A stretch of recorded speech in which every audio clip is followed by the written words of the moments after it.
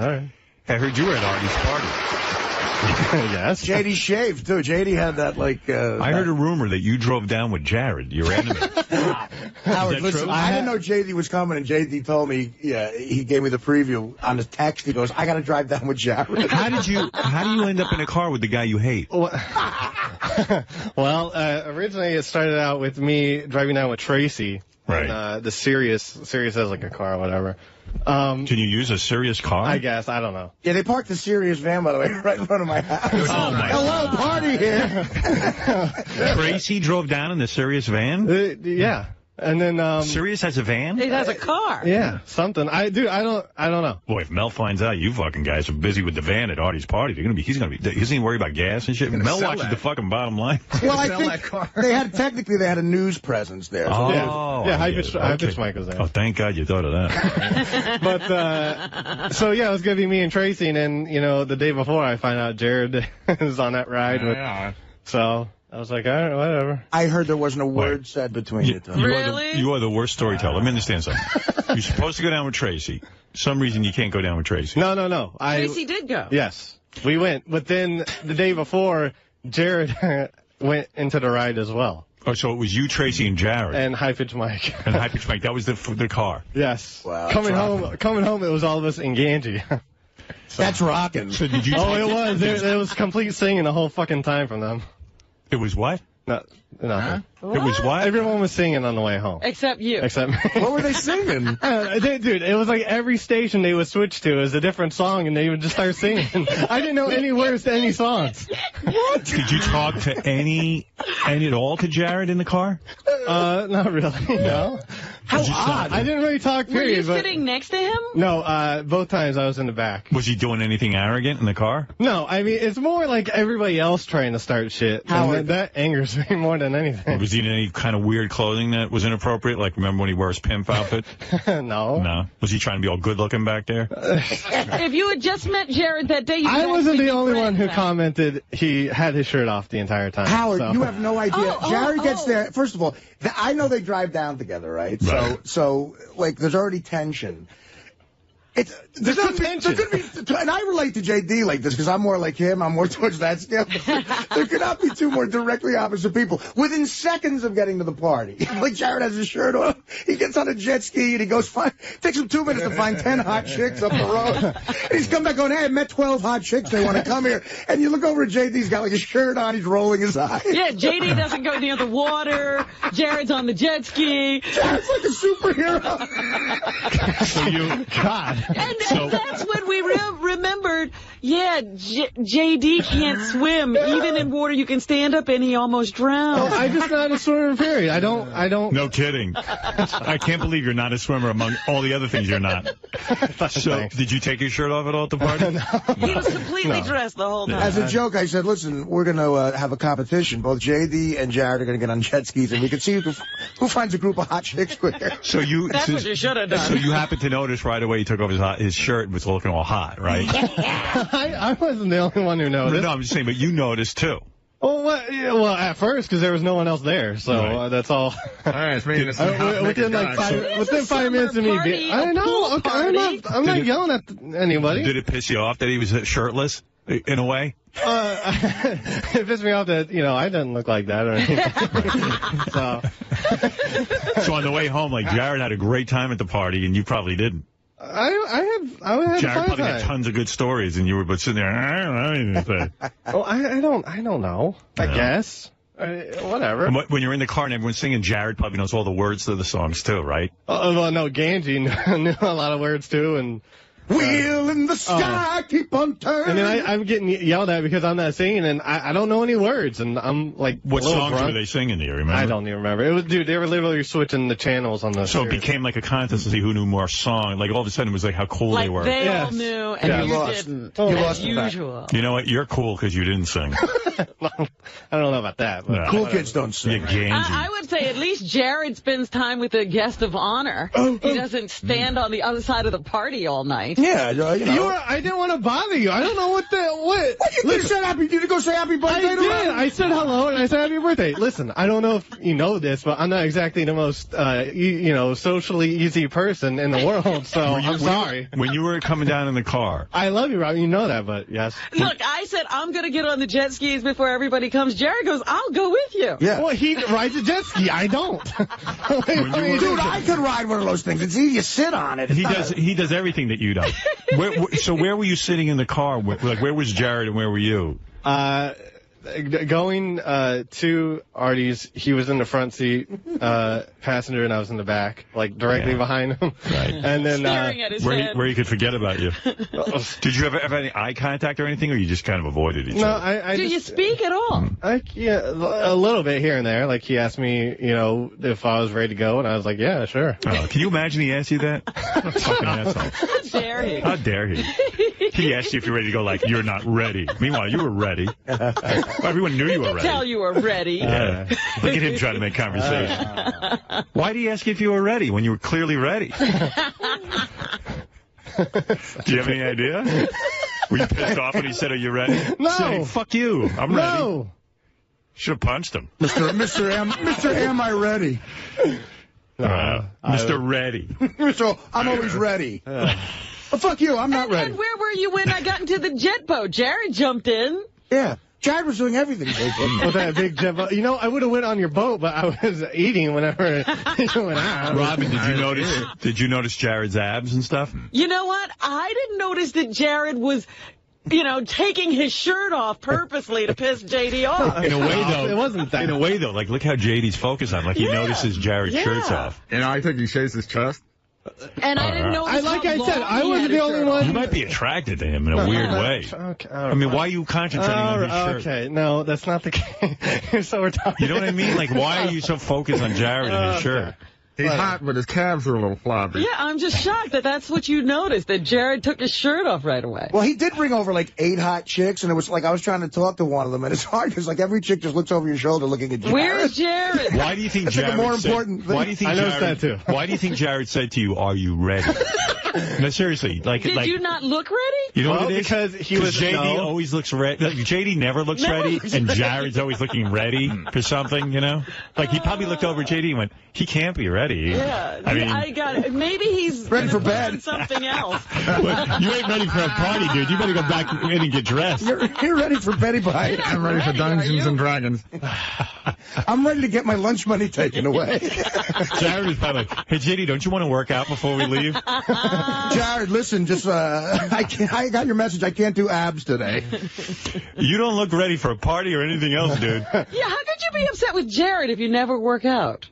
Did I say I was upset with him? Did I say any words about being upset with him? But why did you notice that his shirt was off? Because his shirt was off. And I wish my body looked like that. What the fuck? That's what I'm saying. You don't move. Why don't you work out? Why do you make your body look like that? Because I'm lazy. I'm sorry. I'm glad your body doesn't look like that, dude. No. Who needs 2 of you there? Well, Jared, all the girls were talking to him like that, right? Well, I mean, he was the one that brought him over, and, he had the connection. Did he try introducing you?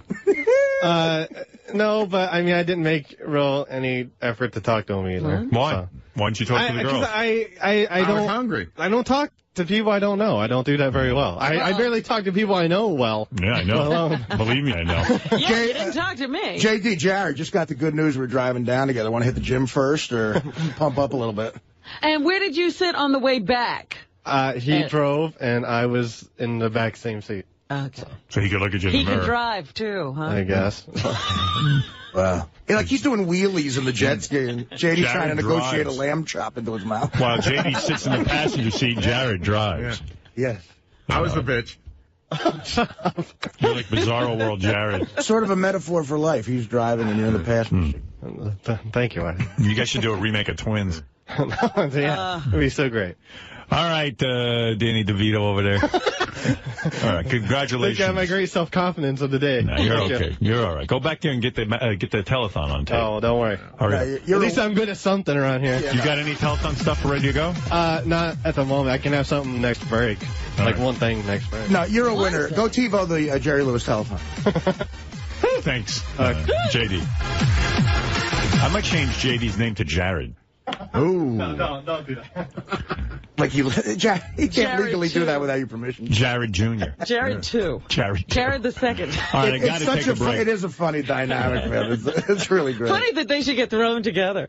Hour and 31 minutes have gone by and I haven't taken a break, so I must do that. We'll be back right after these words. Now, JD got accused of, like, secretly admiring Jared's at the party and noticing his shirt was off and all that. I mean, at one point they had him jerking off in a corner. Admiring? That's going a little far. I knew as soon as Jared took his shirt off, JD was going to be pissed off. I wasn't pissed. I was just, I was jealous. But whatever. Why? Because I don't look like that. Yeah, but look at our staff, right? Yeah. Who else on our staff looks like that besides him? It doesn't matter. Nobody looks like that, so fine. He's a freak. We're the normal ones. Yeah, why is he getting shit for taking his shirt off? It's a pool party and it was 90 degrees. When he brings 4 girls back, you're like, Jesus Christ, if I looked like that, I could do something like that, but I can't. Did you ever notice that guys that don't look like him sometimes get 4 chicks to come back? You could bring a picture of Jared. They have a little bit of scratch. No, that's not what it is. You don't need that. I don't know. Those chicks, and by the way, those chicks he brought back were not that hot. I mean, they were okay. The hot chick was that chick Artie brought in. It's all relative. How tough was it for you to go to the party knowing you were going to ride down there with Jared? It's the best thing ever. I mean, it was whatever. I mean, did you guys talk at all? No. Well, did you consider not going because you had to ride with him? For like a second. How much notice were you given? Like the day before I was going out, I was told, I was like, figures. You know what's amazing, by the way? I got to tell you, we're pitching. You know, we have our meeting today, and we're always pitching different things. And one of the things is we're talking about in December, a family feud. And it's the Harmeyers versus the Jared Fox. And I love the idea of like. Great, that's exactly what my dad was. his dad, his mom, and the guy from Hawaii. So, hey, Gary, the Foxes should all be shirtless. Guess what, my mom is not going to be here. So why do you... I could woo her. No, you can't.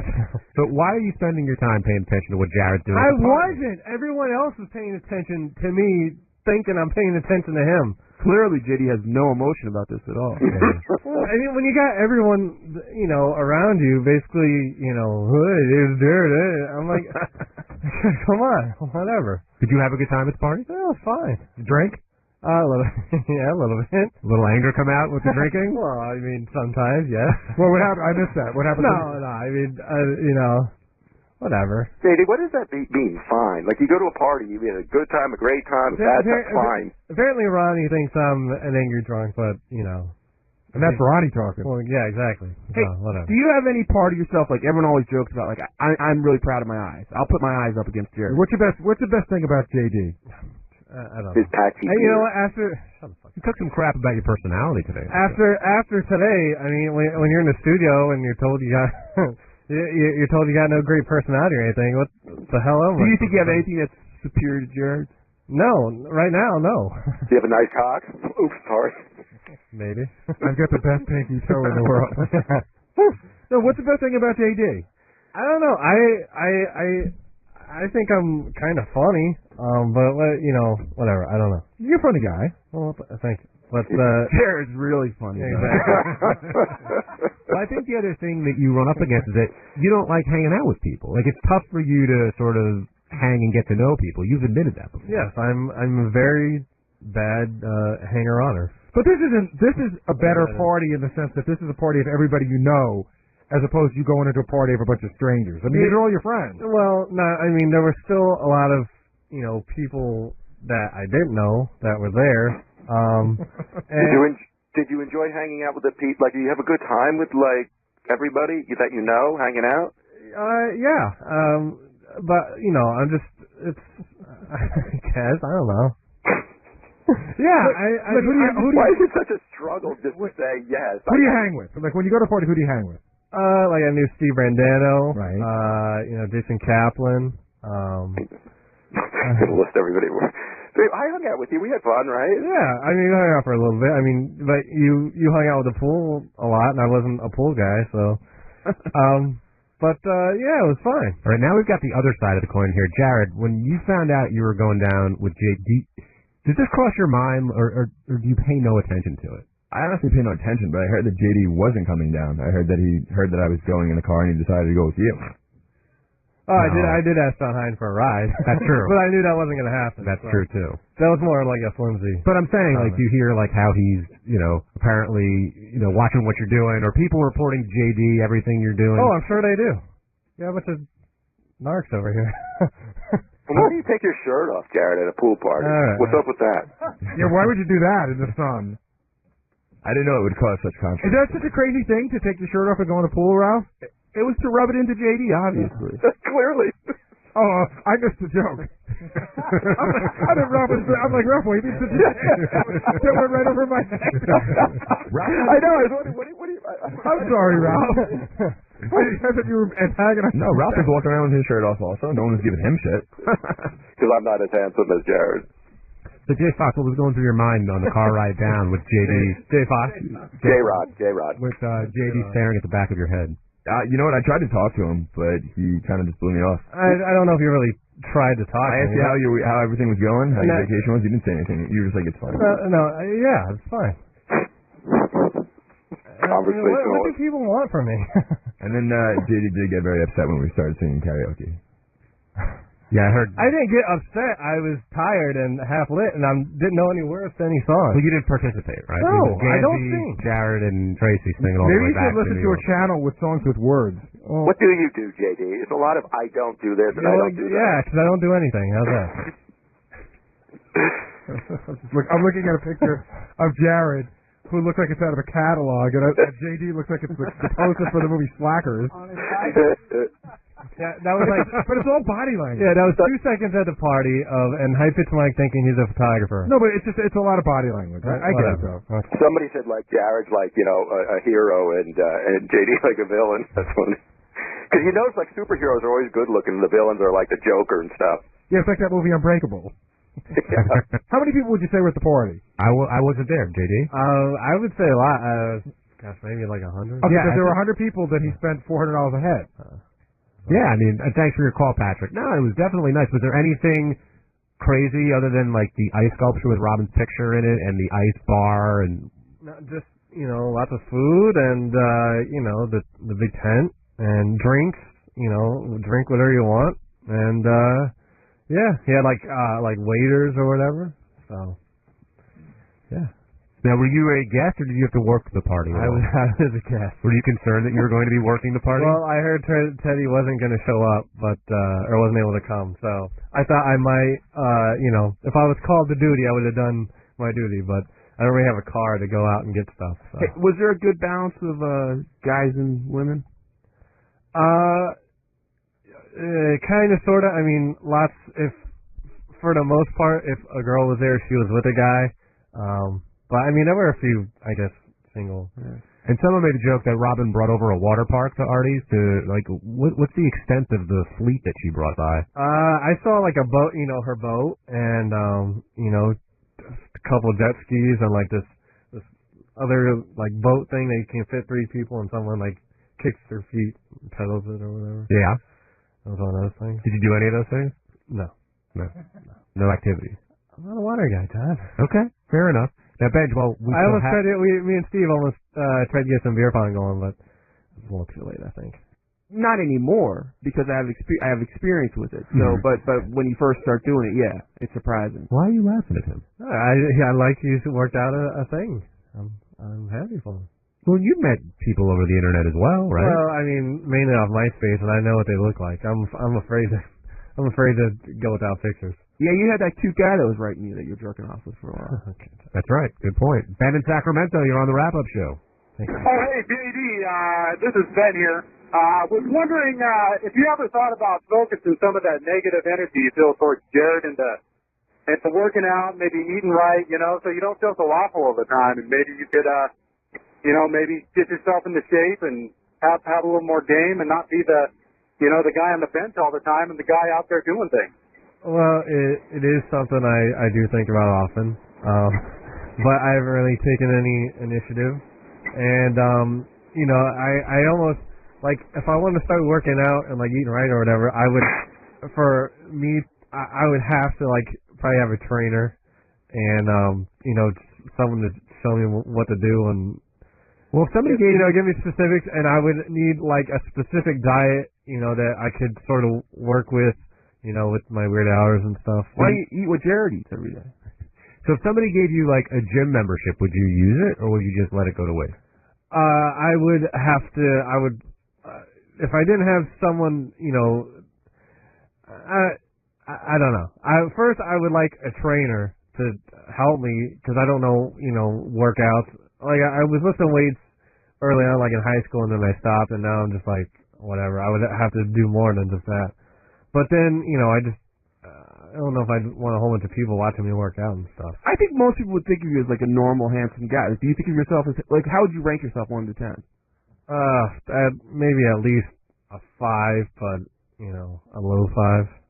So. A low 5. A low 5. Like, who here is like at your level? I'm not going into that.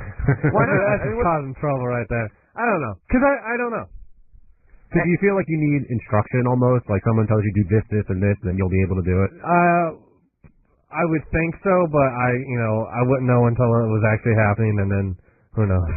Megan Boston, you're on the Wrap-Up Show. Okay, so first of all, I want you to know that I adore JD. And has he ever had a makeover? Yeah, a long time ago. That's it. Okay, so listen, my cousins and my girlfriend and I think he sounds really cute and really funny, but we just think that he needs a little tweaking, and we will totally do it pro bono. Come, take you out, especially if you guys give us a budget, $500. We can, I guarantee, we can get this guy. First of all, JD, you need to lower your standards just a little bit because you're around all these porn stars and all these beautiful women, and you need to be with a regular girl. But I feel like you don't know who I talk to and stuff. I don't talk about everything that's going on with me. True.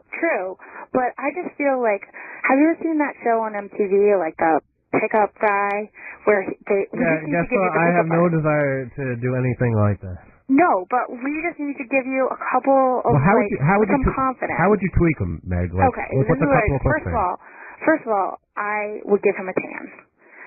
I would give him a couple of new outfits, and I would bring him out with our girlfriends. And if he was around the girls and other women saw him around us, hanging out, that he could be a friend, that he could socialize, they would think he was awesome. Let's do it. I am not interested. Yes, you are. No, I'm not. But yes, you have won a night with Jared. I did. I didn't. No, I wasn't. Jared sucks. Why does Jared suck? Because we love JD. He's a real guy. Jared, you can tell he's just he's cocky. He gets the women. JD is a real guy, and I think that we could set him up with an awesome girl. Well, I know girls that would like him. I just think he needs just a little tweaking. Would you be the type of awesome girl that would be interested in dating him? If I'm not single, but if I was single, I totally would be. Of your friends that you want to take him out, would any of them be the awesome girls that want to date him? Yeah. Does this drive you nuts, JJ? Yeah, because the thing with makeovers, I hate makeovers. I hate makeover shows, and makeovers just pulling out your flaws, I know I'm ugly and stuff, or whatever. You're not ugly. Okay, whatever. I know I'm not I'm sure I could look a better way or whatever, but that's for me. Let me just tell you this: I do makeup for women, and I can just pull out the things that look good on them, and I could do the same thing for you. It's not a makeover. It's not saying you look crappy and we're gonna make you look better. We're gonna pull out your best quality. He's not interested, Meg. All right. Just not buying. I put it out on the table. All right, I'll put you on hold so you can take your info, and if JD changes his mind, he can get in touch. You can message me on MySpace. I'm on MySpace. You can message me on there. Oh, I'm sorry. I didn't mean to get in the way there. I'm just saying. Jesus. Show me what friends are hot. I don't know. Sorry. Never mind. See, that's the JD attitude that he puts out there. That's the side. That's the other side of JD that you may not know. What side is that? What? What is it? No, the side with the checkered past. Let's go to Tony. I'm trying to get a checkered pass going. Tony, you're on the Wrap-Up Show. What's up, guys? Hey, Tony. Wolfie, what's up? Hey, Howard. What's going on, man? Hey. Hey, yesterday J.D. was taking a lot of grief just because he was being compared to Jared. I was just thinking that maybe we could level the playing field a bit, and I'd like Robin to give her opinion on who has a better physique, either High-Pitched Mike or J.D. Let me think about that. Who has a better High-Pitched Mike physique? or J.D.? I got to say, I think maybe... High-Pitched Mike. High-Pitched Mike might be in better shape. Yeah. Can we bring that in for a beauty contest real quick? Sure. We should do Just that. physique alone? Yeah, you better go with physique. You know, I see what J.D. eats. He eats a lot of fried foods and fast food. Always had the Big fast food. And he's starting to get little titties, moobs, they call them. Man boob, moobs. Moobs? He's starting to get some moobs and a belly on him. Well, he's soft. He's he's turning into like a blob. Yeah, and a big pale one. Yeah, I'd say By the way, J.D. will never take his shirt off in public. That's what I heard about Artie's party. Did he ever take his shirt off? No, he never. He didn't take anything off. As a matter of fact, he makes me look like Matthew McConaughey. Right. he had not only a shirt, he had a sweatshirt on. Yeah, there's something up with him. Like he a never hooded got sweatshirt. there's there's the swimming thing. He can't be in the water. What is everybody talking about? Who's a better physique? Do you think you could be... I'll say High-Pitched Mike because I'm not taking my shirt off. Let me ask you I took it off at hedonism. That was enough. Let me ask you something. Yes. You went to a swimming party and you didn't take your shirt off? I don't swim. You don't know how to swim? I'm not the only one that didn't take my shirt But it off. wasn't a I didn't see Ronnie or Scott Salem walking around shirtless either. Water all around. Yeah, a lot of water was around. Come on, J.D., strip down. Shut up, Wolf. Do you think you could be... Stick to your Baba Booey shit, all right? Leave me alone. Do you think you could be High-Pitched Mike in a beauty contest and a pose down? If I give you like a day or two to Howard, prepare? High-Pitched Mike was there, too, and I don't know. I think that'd be a good contest. High-Pitched Mike was at your house? Yeah. You guys really have made up. Friends. We're fine. Yeah. Oh, we were loving each other. Wow, that's nice. We're at the ice bar together, not drinking. I don't know. I think it'd be a closer thing than you think, J.D. No, He might win this it doesn't matter. I don't care. He can win. Does High-Pitched Mike not drink?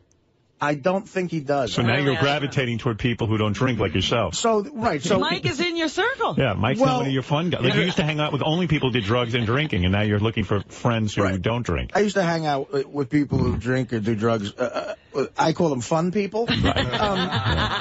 And High-Pitched Mike was the only other guy in my party not drinking, so just me and him. You were clinging to him. J.D., make a bicep. Let me see if you have any kind of arm muscle. Go ahead. Let's see what you got there. Here he goes. Let's see what you got. Taking off his horrible sweatshirt. And, oh my goodness! Yeah, you got some biceps. Wait a minute, Howard. Let him do it again. Come on. The bicep slipped under his arm. I saw some definition. No, you did not. That was his T-shirt. Look at that. Where? Oh, he's got a big bicep. You can't define J.D. Let's see the six-pack, J.D. Shut up. You got a six-pack? No, I don't have a six-pack. Yeah, or my shirt would have been off. I see. All right, well, under there? Nothing. What do you care all of a sudden? We think High-Pitched Mike would win between him and J.D. And J.D., I'm here to say that you should do this because you might have a shot. You got a big gut. You got to work on that. It's not that big. It's whatever. Let me see. Lift up your shirt. Lift up. A little bit. Go ahead. Come on. Let me see what you got. No one's Did you see us at hedonism? Like, it's basically the same. Let me see. Fucking Howard TV. You know. All right, enough with the sweatshirt. Just let it go on the floor. That's fine. Put it on the couch. Carrying on with the T-shirt. Not that bad. It's not that bad at all. Horrible. Better than me. You're a young man. You could work out a little bit. I know I could. All right? You don't look that bad. Well, whatever. Robin, you can take your shirt off. Well, I don't. Maybe he could beat High-Pitched Mike. I'm telling you, he could be Jared if he really worked out. I for sure I could. It'd take a little while, but yeah. Oh, I'm sure I could. Johnny Fratto, you're on the air. Go ahead, Johnny. See you later. I'll play you this tape, too. This is, remember yesterday J.D. said he was in a car with Mike Ganji driving down to Artie's party or driving back from it, and Ganji, was singing. He said everybody in the car was singing but him. Yeah, and you know what? I side with J.D. on this. I'm listening to this, and, Ganji's, in there, the radio's on and he's singing, and it's annoying to people. It's like, no one wants to hear Ganji. Listen to this. This is actual tape from the car. Oh. And if I was J.D., I would have just taken my shoe and hit Ganji over the head with it until he was unconscious. Knock, knock, knocking on heaven's door. All right, all together now. Knock, knock, knocking on heaven's door. Ganji thinks he's Rob Lowe, and it's like, what was that big movie? St. Elmo's Fire? Yeah, he thinks he's in St. Elmo's Fire. Oh, feel the heat. get hot 'cause it's Holy shit. I wish I could have heard this before the party. I wouldn't have let him in. When he starts yelling at JD, how come you're not singing? How come you're not having fun? And it's like, you know what, Angie, shut up. You're a nerd. But he obviously has everyone else in the car singing. Dude, I can't wait. What are you bothering JD for? I wouldn't want to sing with Ganji. JD, in my Facebook blog, you're not going to look good. You with friends, live in the house here. Can't you have some fun for once? What is fun? I'm just sitting here. I know, though. Smile. Be a little happy. Ganji beating up JD. Big tough guy. Well, the only thing, I'm on your side here, but JD, listen to the songs. JD didn't know the words to these songs. They're the biggest hits of all time. Well, Where has JD been? Yeah. But like, JD doesn't want to do gay singing with Ganji in the car. Look, I agree with you, but, I guess maybe the techno channel wasn't... And Ganji all proud of himself that he knows these songs. You know, he's showing his expertise. He's doing his radio show in the car. I'm a cowboy. On a steel horse I ride. Would you want to hear this? No, I would be mad because I can't hear the song. Dead or alive. High-pitched money. Wanted. Dead or alive. Shut up, Oh, that's a good one, too. Come on. All through the night.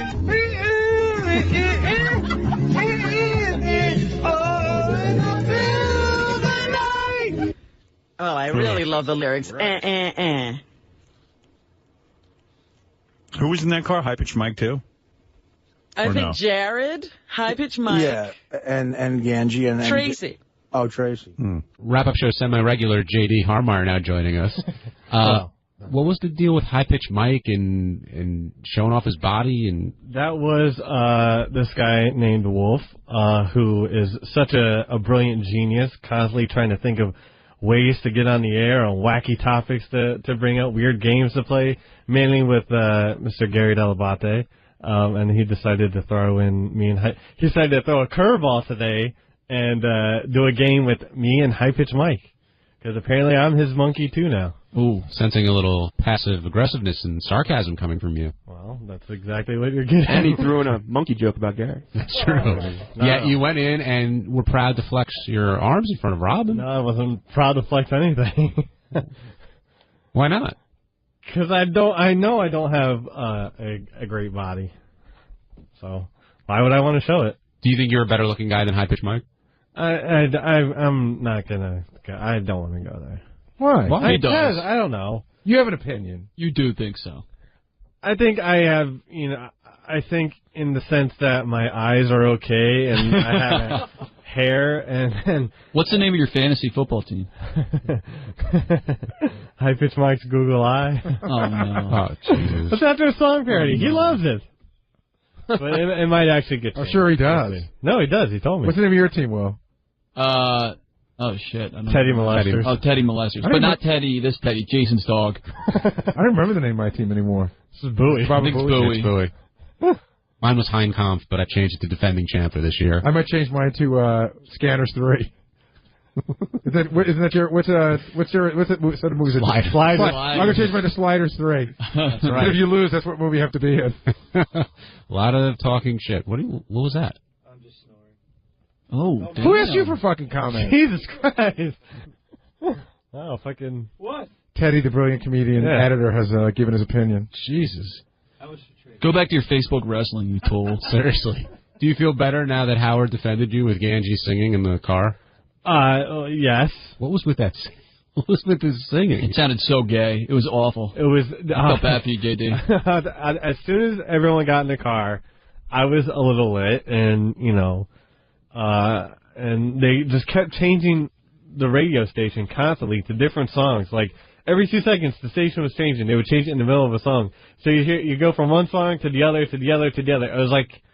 It was very annoying. You've never changed a radio station like that? You make it sound like it's the oddest thing in the world. No, but I mean, it was songs they liked, but they would still switch the song. You know what I mean? Like the thing I found more interesting was that you didn't know any of those songs.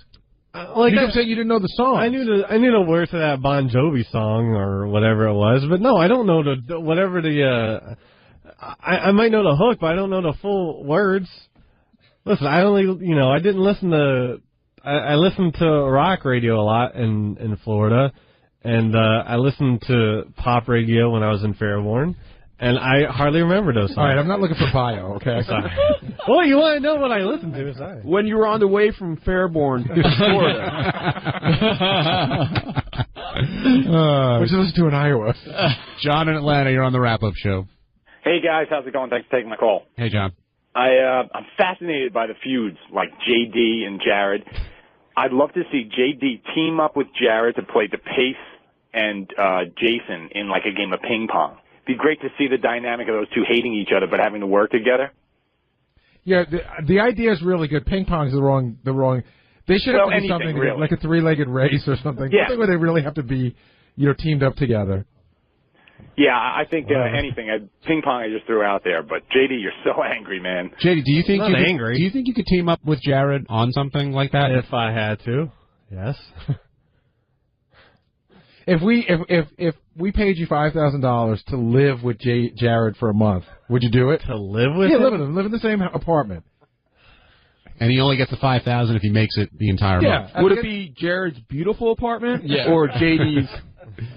Jared's sprawling. You have to sleep in the same room with him and listen to him bang chicks. No.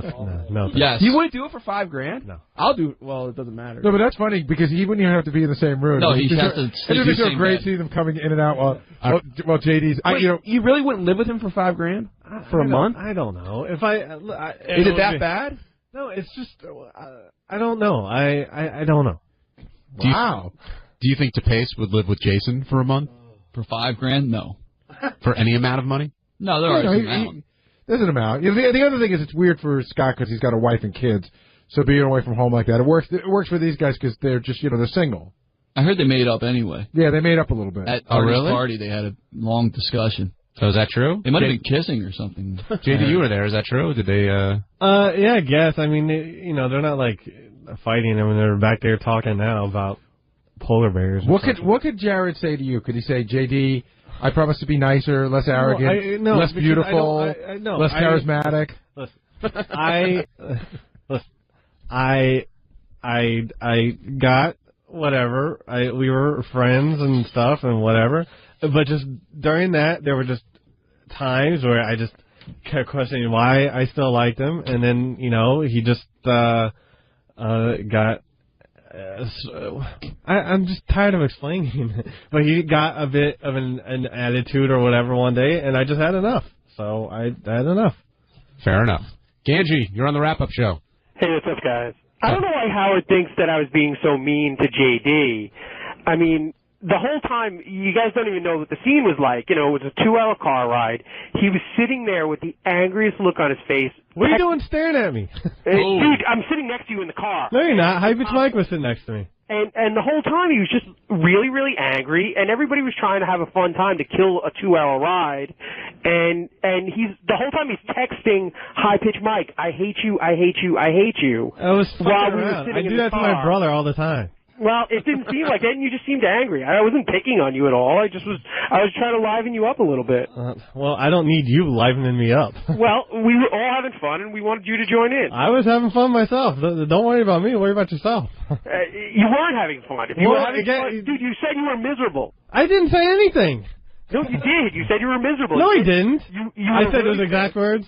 You did. You said you were mad. You said you were angry to be in the car with us. Ganji, Howard accused you of showing off, I guess. And I wasn't showing off. I mean, it wasn't me. I didn't start the whole sing-along thing. I didn't start any of that crap. I was just going along having a fun time like everybody else. I don't know why I'm the douchebag for trying to have a little fun. I mean, really. Even when you were belting out Starship? Yeah, belting out the power station. I like this. Was he doing Asia or was that Power Station? No, Power Station. So, I mean, listen, everybody else in the car was doing it. It wasn't just me. 𝗵𝗵 Mike just happened to be sitting next to me and kept shoving the microphone in my face. So that's the only reason you heard me more than everybody else. Were you instigating, Mike? I wasn't instigating, but nobody, I don't even think many people had drank or drunk at the party. And we were just having a good time. And I'm wondering if JD didn't sing because Jared was in the car or he just didn't want anything to do with anything. I don't sing really all that much. Has anyone really But none of us sing? do. We all sounded horrible, but that was the fun of it. Jared has a great voice, actually. Matter of fact, JD's song came on that he did in the song, when he that performed with Stained, and he refused to sing that one. No, I said I don't remember the words. Listen up. You were all angry. Huh? You were so angry when I'm angry now because you don't know what the hell you're talking about. You're too busy singing and snapping pictures of me sleeping. Will you please explain your feud with Jared again? Just one more time. I tried to get these two to talk together at the party. Exactly. I was tried. interviewing Everyone's JD. trying to do stuff. I was interviewing Leave me JD. alone. Jared walked by, and JD shot me a look because I stopped Jared to add into the conversation. JD shot me a look like, I know what burning he's up. doing. He wanted nothing to do with him, even near him. He's an He just wanted instigator. People are instigators around here. You just want it left alone. Yes. So why don't you just go to Jared and say, hey, we're friends and let's move on? Because we're not. Like Artie and I had vicious, horrible things to say to one another, and we said, you know what, let's move past it. You sort of started that. Well, we don't even need to get into that. Well, hey, in all fairness, you sort of started it because Jared wasn't mad at you. I don't know. This is all very. You guys are fucking. But like, there's not even an event between you and Jared to kind of move past. Right. Well, there's the Halloween. The pimp costume. The waiver move. I can't wait till Halloween rolls around. It has nothing to do with a waiver, any waiver move. What's the waiver? I think it was. Nothing. No, it was a fantasy football move. Well, no, there was one case. Well, it wasn't a move. It was because I made a move, and my work. Whatever was questioned, my work ethic, whatever was questioned. Was that when you stole the kicker? I don't know, maybe that was probably out of anger. Hey, and I gave Steve Randano his kick. JD, we did this with Scott and Jason once. What do you like? If you had to pick an aspect of Jared's personality that you do like, what would it be? He is outgoing. He will do whatever. So that's there, and I'm not. Cool. All right, Ganji, thanks for calling in. Ralph Sorella, you're on the wrap-up show. Why does everybody want JD to, like, have fun and talk to Jared? Like, just leave him alone. Ralph, what show are you listening to? It's much more fun to ask him those questions than to leave him alone. Let him sit there and be miserable. But that's good. I think we, for Howard TV, we should do a Big Brother kind of show and, like, put everybody in the house for, like, 30 days. Who are you going to put in the house? Well, like everybody who fights, like Jared and JD, Jason Zapace, me and everyone. You know. Hey, can somebody explain that show to me just really quickly? I know they're all in a house. And what happens at the end of the week? Somebody gets voted out of the house. You get voted out of the house, and whoever at the end of the show, who's ever left, gets $1 million, but sort of or $500,000. And like Survivor, halfway through, some of those people go on to like a council or something like that, and so then they vote too at the end, because there's two people left, so you can't totally piss everybody off. I never understood because it's like some people are safe, and I don't know. Yeah, you get immunity and all this other shit, but JD loves it. JD and Ralph are huge Big Brother fans. I haven't really gotten into it. It's starting to fall off. Yeah, I bailed on it when the shirtless guy got kicked off. There was a guy on there who was such a tool.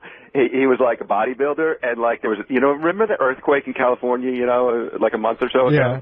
The earthquake hit. This guy ripped his shirt off and runs for cover. Like, no, he didn't even run for cover. He just ran outside and just took his shirt off. It was so great. We should do that for Howard TV, though, if they could come up with some scratch. It'd have to be a lot of money. So we're saying, okay, so JD, Jared, DePace, Jason, High Pitch Mike, Teddy, throw Teddy and Artie in. Oh, you can just throw some disgusting people in there too, like Teddy and Artie.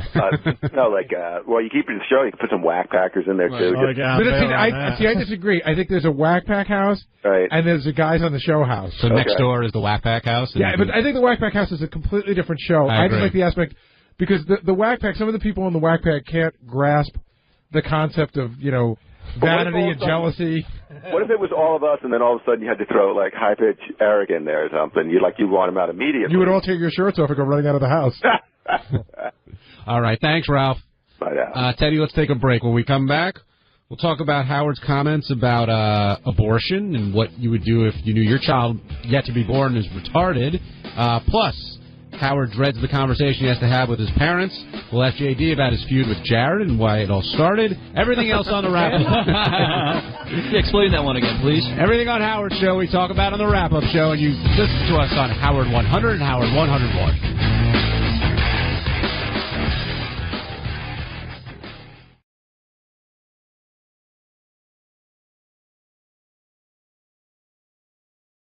a lot of credit. Like, James left on a Thursday. I called Joe the next day. The next day on Friday, and I literally just explained to him exactly what happened. How did James tell you he was leaving the movie? Like, how does he? I mean, hey, you guys, I got to leave the movie. Yeah. Yeah. Then he got on a plane and went back to England. Yeah. I can't imagine what. Listen, let's say my parents were dying. I love my parents. They're nice people.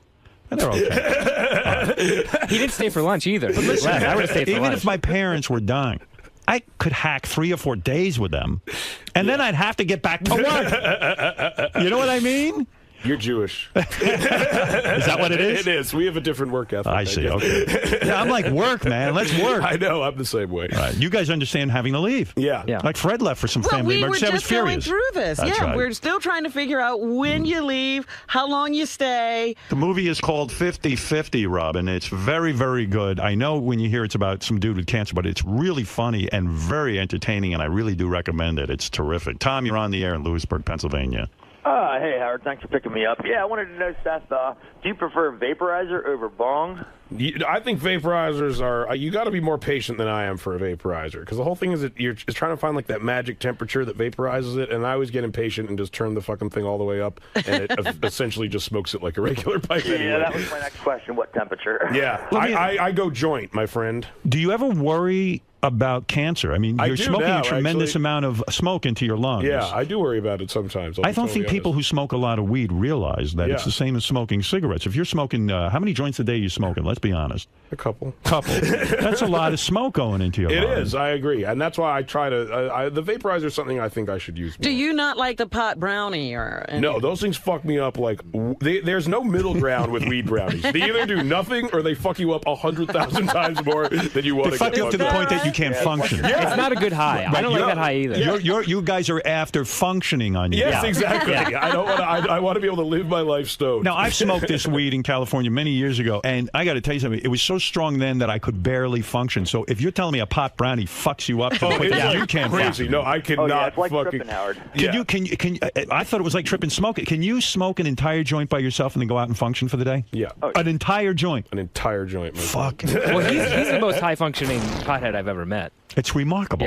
Yeah. I don't understand how. I don't either. I don't function that well when I'm not stoned. Would you operate machinery if you have to? Yeah. Wow. Definitely. I mean, Awesome. as well as I could probably sober. I don't know how good I am with machinery. You're a very, very capable young man. I think I'm a role model for kids I'd be everywhere. proud for you to be my son.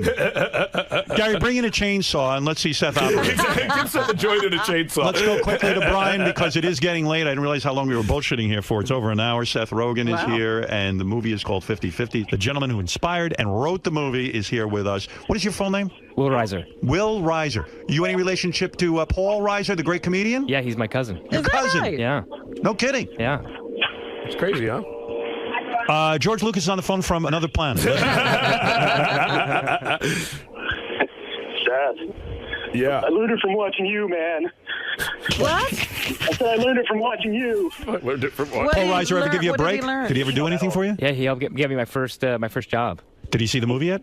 He hasn't seen the movie yet. He's going to be proud of you, my friend. I hope so. All right. Hey, I'm Yes. curious about Green Hornet. Yeah. How do you feel that was received? I thought it was awesome. But a lot of people I hear that. It splits people, that one. Some people really like it. Some people think it fucking sucks. I think it got the credit it deserved. I thought it was great. Thanks, man. It's I understand. I understand both sides. I understand why people don't like it. I understand why people do like it. Paul Reiser ever reach out to you during your cancer? Yeah, I lived with him while I was sick. Oh, that's good, dude. Yeah. Wow. Yeah, in his guest house. I should have been in the movie. That would have been interesting. Wouldn't have you in the real An house. odd twist. Yeah. We would have to make it Howie Mandel or something. Yeah, like living that. with Howie Mandel. He's my uncle. Let's talk to Andy in East Meadow. Go ahead, Andy. What's up, brother? Green Lantern, great movie. Is it going to be a part 2? That's one question. And will you ever have Howard do any kind of movies with you? I think. Why was I not in this cancer movie, 50-50, where I play, let's say, a fellow patient? I could have easily, I would have shaved my head. The guy in the movie really shaves his head. I gave him credit for that, right? Yeah, he These does. actors go that extra mile. Not me, man. I wear a wig. Fucking G.I. Jane did it, and Joseph Gordon-Levitt did it. Hey, Howard. G.I. Jane. Yo, Howard. I want to ask him, did he hear the interview on Wednesday? Huh? Didn't hear the interview you had last Wednesday with that kid that knows him. Jonah? You had on. Oh, no, I didn't hear it yet. He was really good. Yeah, I heard he was really funny. Yeah, what was he talking about? He was talking about. I think he wrote on Ali G or something. No, what did he helped out on one of the movies. I think he helped out on Borat. Yeah, or Bruno. Yeah. Seems like everybody is on these Ali G movies except me. We could get you in there. Yeah. I want to make $600 a week. And write exactly. Let's talk to 2 more people, and we'll let you guys out of here to go smoke weed. I'm sure you haven't smoked in an hour. I'm kind of tweaking over here. Terry, go ahead. Hey, Terry. This is Terry in Brooklyn. Oh. Oh, he fell asleep. He's literally snoring. You guys must have been really boring. Yeah, I'm sorry. Hey, Terry. Is he actually sleeping? Yeah. Listen to that. Fucking guys are killing my show. That's what happens when you bring me on. We Sorry ruined about it, that. man. Yeah, what is it? What?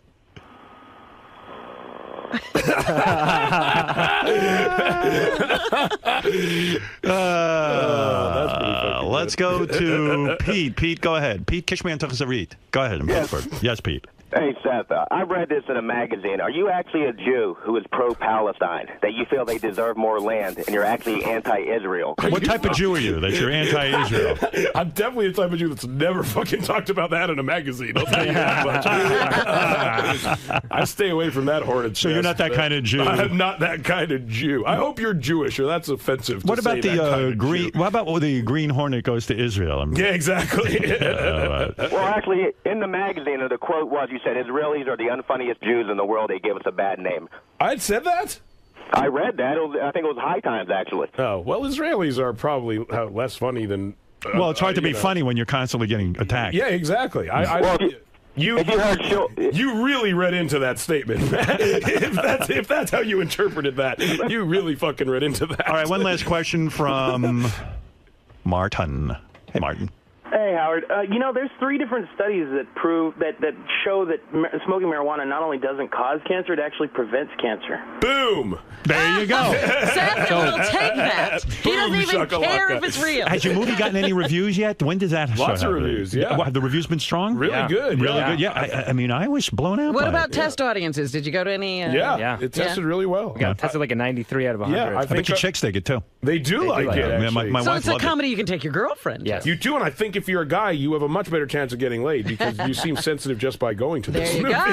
I agree. I think that's a good strategy. All right, one last one from Tommy, and then we'll let you guys out of here. And see the movie 50/50 opening Friday in theaters everywhere. Go ahead, Tommy. Hey, now, Seth, I love your laugh. You laugh like a retard. It is a joyous laugh. Like a retard. I don't know if Howard got some emails about Jonah. I called him Jonah the Joke Man Hill. He laughed at everything he said. I thought he sucked. I thought he was boring. You thought Jonah was boring? I thought he did a good job on the show. Yeah, great stories he shared with us. Do you think I suck? Am I better than Jonah? You're way better. Oh, see, you're the best guest ever. I'm going to tell Jonah you said that. Thank you very much. I feel that Seth's a very real guy. Yes, go ahead. On MLB Network, Bob Costas has this show where he interviews. They had Brad Pitt and Jonah Hill and the real Billy Bean and the guy that wrote the book. And Brad Pitt just seems like a real douchebag. You hung out with Brad Pitt at all through Jonah? No, I met him once. Jonah stayed away from all of his regular friends. Yeah, exactly. Yeah, like he dumped you. I would not hang out with me if I could fucking hang out with Brad Pitt. I'll tell you that much. Jonah's getting a lot of this shit where, like, hey, he lost weight, so like everyone's worried he's not going to be funny anymore, right? Which to me is ludicrous, honestly. Like, yeah, I mean, he's fucking funny. It doesn't make Hey, sense. when When you met Brad Pitt, Fatty Arbuckle. When you met Brad Pitt, was he a douchebag? No, he seemed nice. I literally met him for 2.5 seconds straight. Right. But that guy, I mean, to me, I'm wary of anyone who's that handsome. It's Me just, too. I don't mix well with those kind of handsome I just people. feel like I should be associated with them. Right. He's got to go right now. Where's he going? Today Show. That sounds like fun. Maybe I'll go with you guys. You should. And he's got to be there in 11 minutes. Oh, really? Wow. Oh, no one told me. He's hosting. Seth is going to host. I literally taking over for Matt Lauer? I'm taking over for fucking Kathy Lee today. Are you? I am. I'm co-hosting the whole last Are hour you? with Hoda. You're kidding me. I'm interviewing Elizabeth Hurley, I believe. We I have wonder a guy. if she's still hot. I hope she's got to be. She was the fucking hottest ever. I'm really excited. Not that old, right? Yeah, but she's gotta be. hot. Yeah, Wait, you're she's going to super- host Well, this is interesting because Hoda had cancer, I just discovered. Oh, I didn't know that. Yeah. You guys can bring that up. She Bum her had out. breast Exactly. cancer. Let's really fucking bring it down a few notches. You're going to co-host with Hoda? That's the funniest thing. You have to roll a joint while you're there. To just I'm really excited to do it. They I gotta drink be wine. totally You honest. should be able to do what you I do. know. I totally agree. Do you think you might get high before this? I honestly don't think I have time now. Thanks. In the car you do? All right, listen, boys. Good luck with 50-50. Thank you so did much. a a lot. Excellent job with the film. Thank you so much. And we'll be back right Thanks so after much. these words. Really appreciate it. Had a good time? I did a great time. So, pot, pussy, and porn? I think we covered all the bases, the 3 Ps of a Howard Stern I appearance. gotta run, so yeah, thanks for coming a lot, down. man. Thank you. Light up.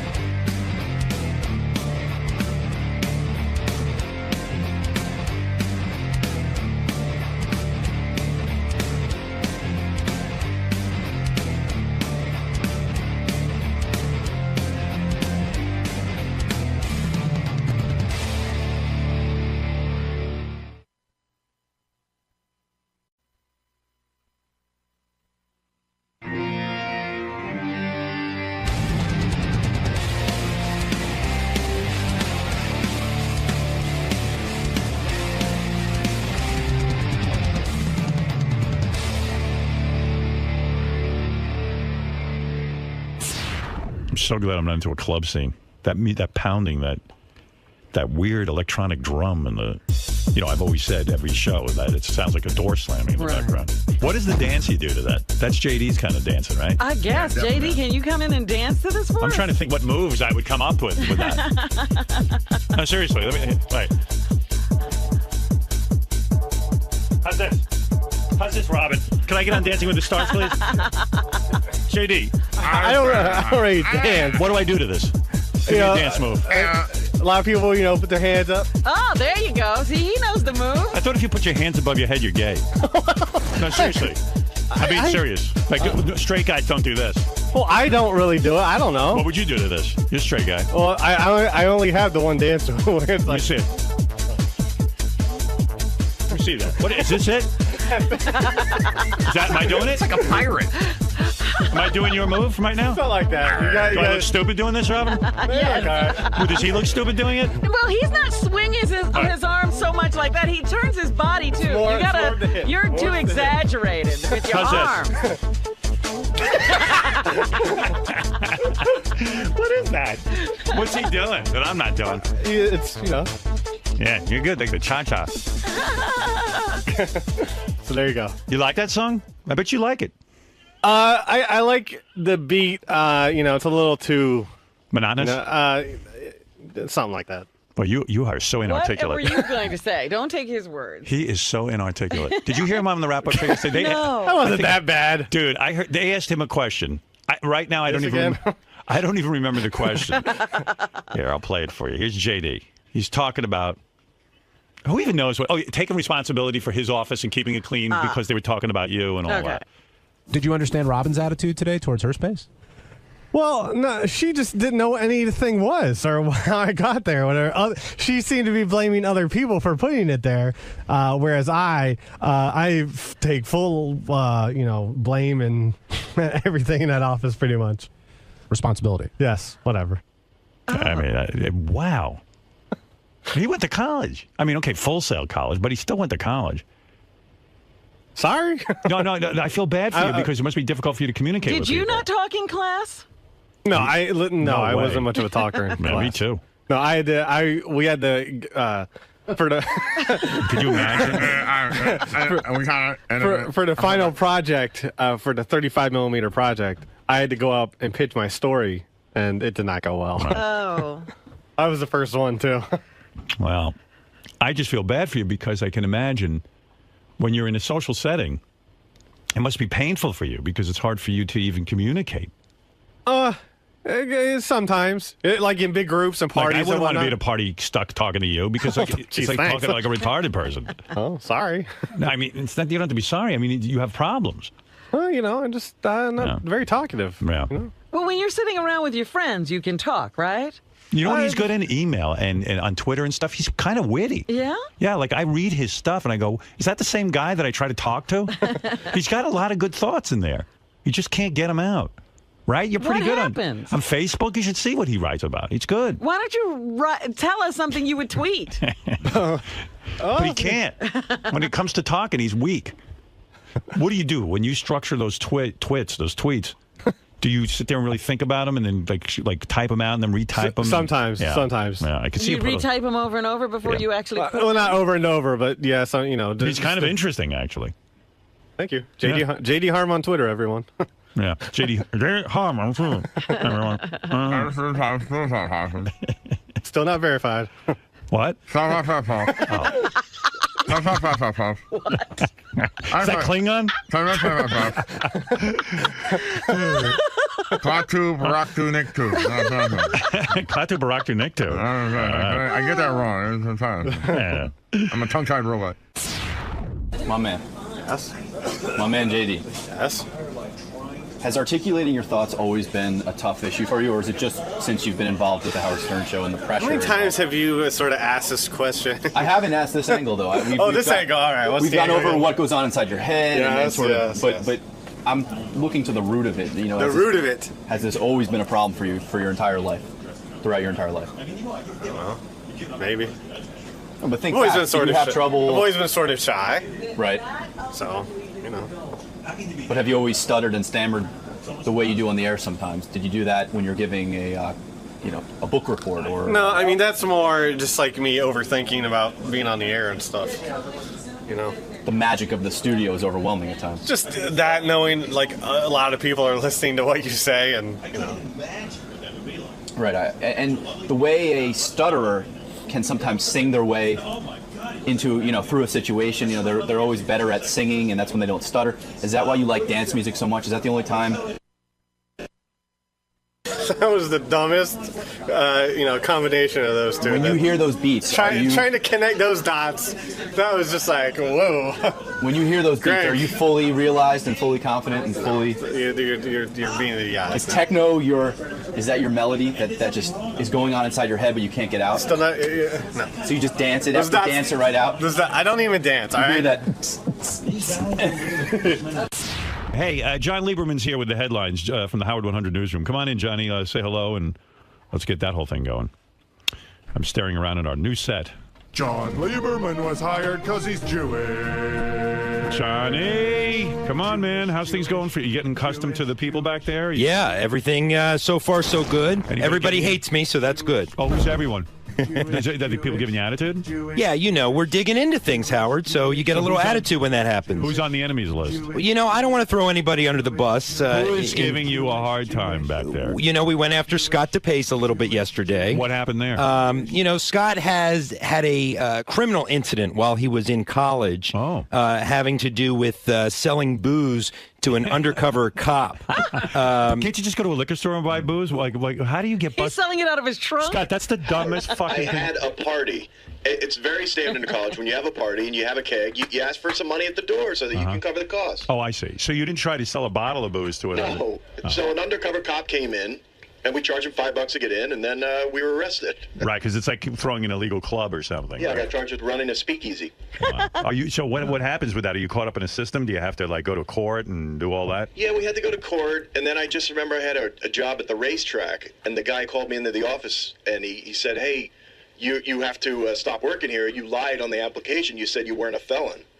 And apparently I was because I had this on my record. Wow. That's so awful. When you're in college, everyone does dumb shit. They don't know what they're doing. Well, that's part of the problem. Some dumb shit winds up sticking with you for the rest of your life. Were you a cocaine dealer in college? People have told me you go around bragging about that. That's bullcrap. Oh. Just looking to dig up some stuff. That's how you report. We're still digging as well, Howard, so we'll keep you updated on that. So 𝗪𝗏 is angry with you for bringing that up. No, not true at all. He asked me about something totally different, and I answered all his questions truthfully. All right.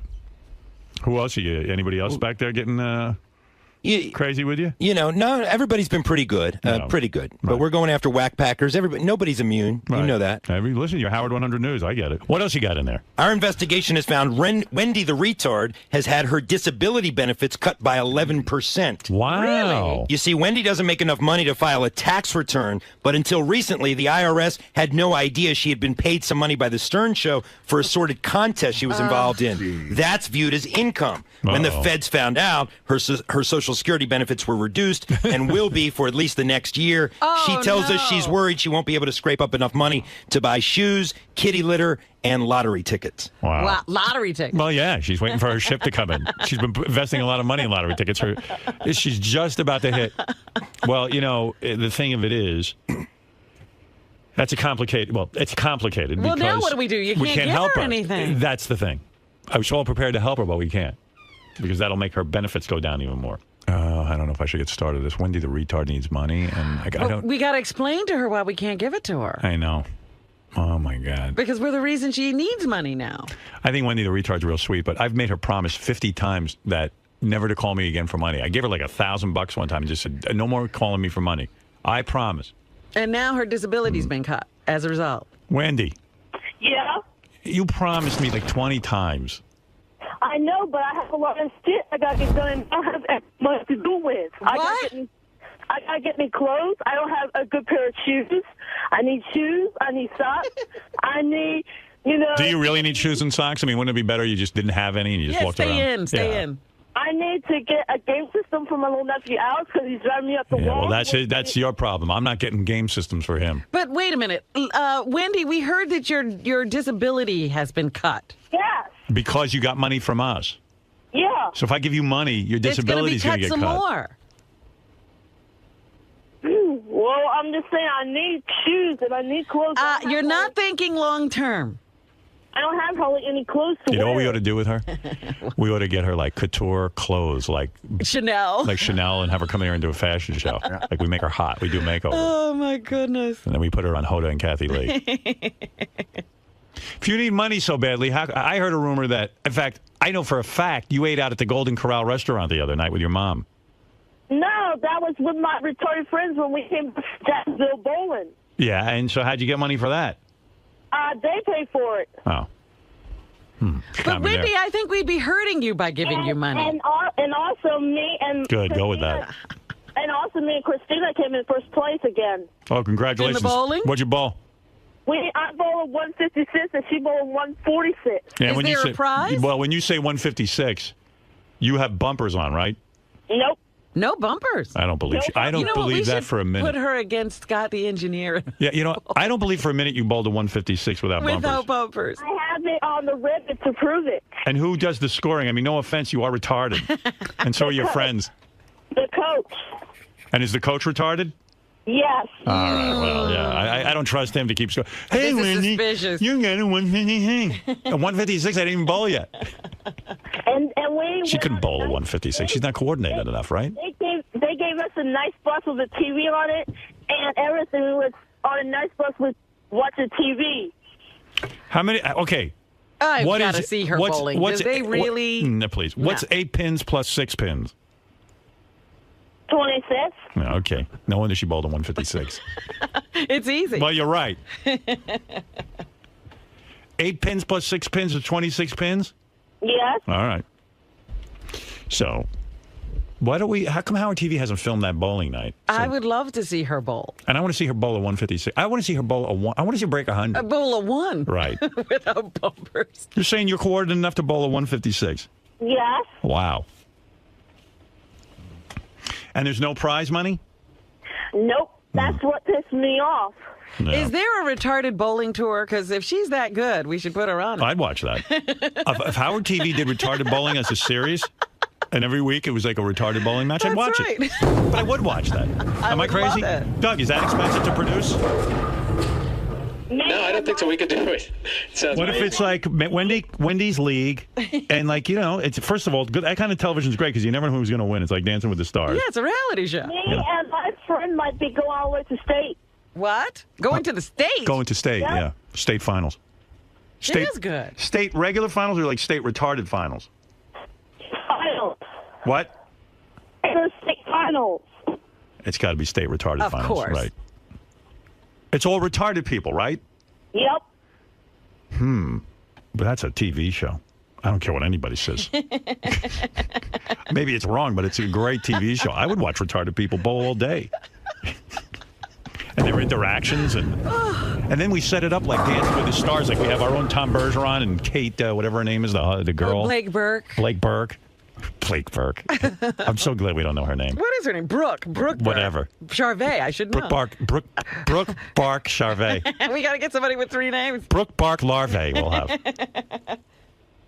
Wow.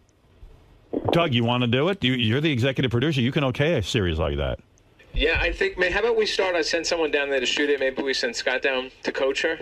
Yeah, but nobody goofing on. No, nobody goofing. Like, just cover the event. I'd watch that. And the final should be whoever's the best gets to bowl against Scott. Right. Well, you know what? As long as Wendy's in it, I'd watch it all day.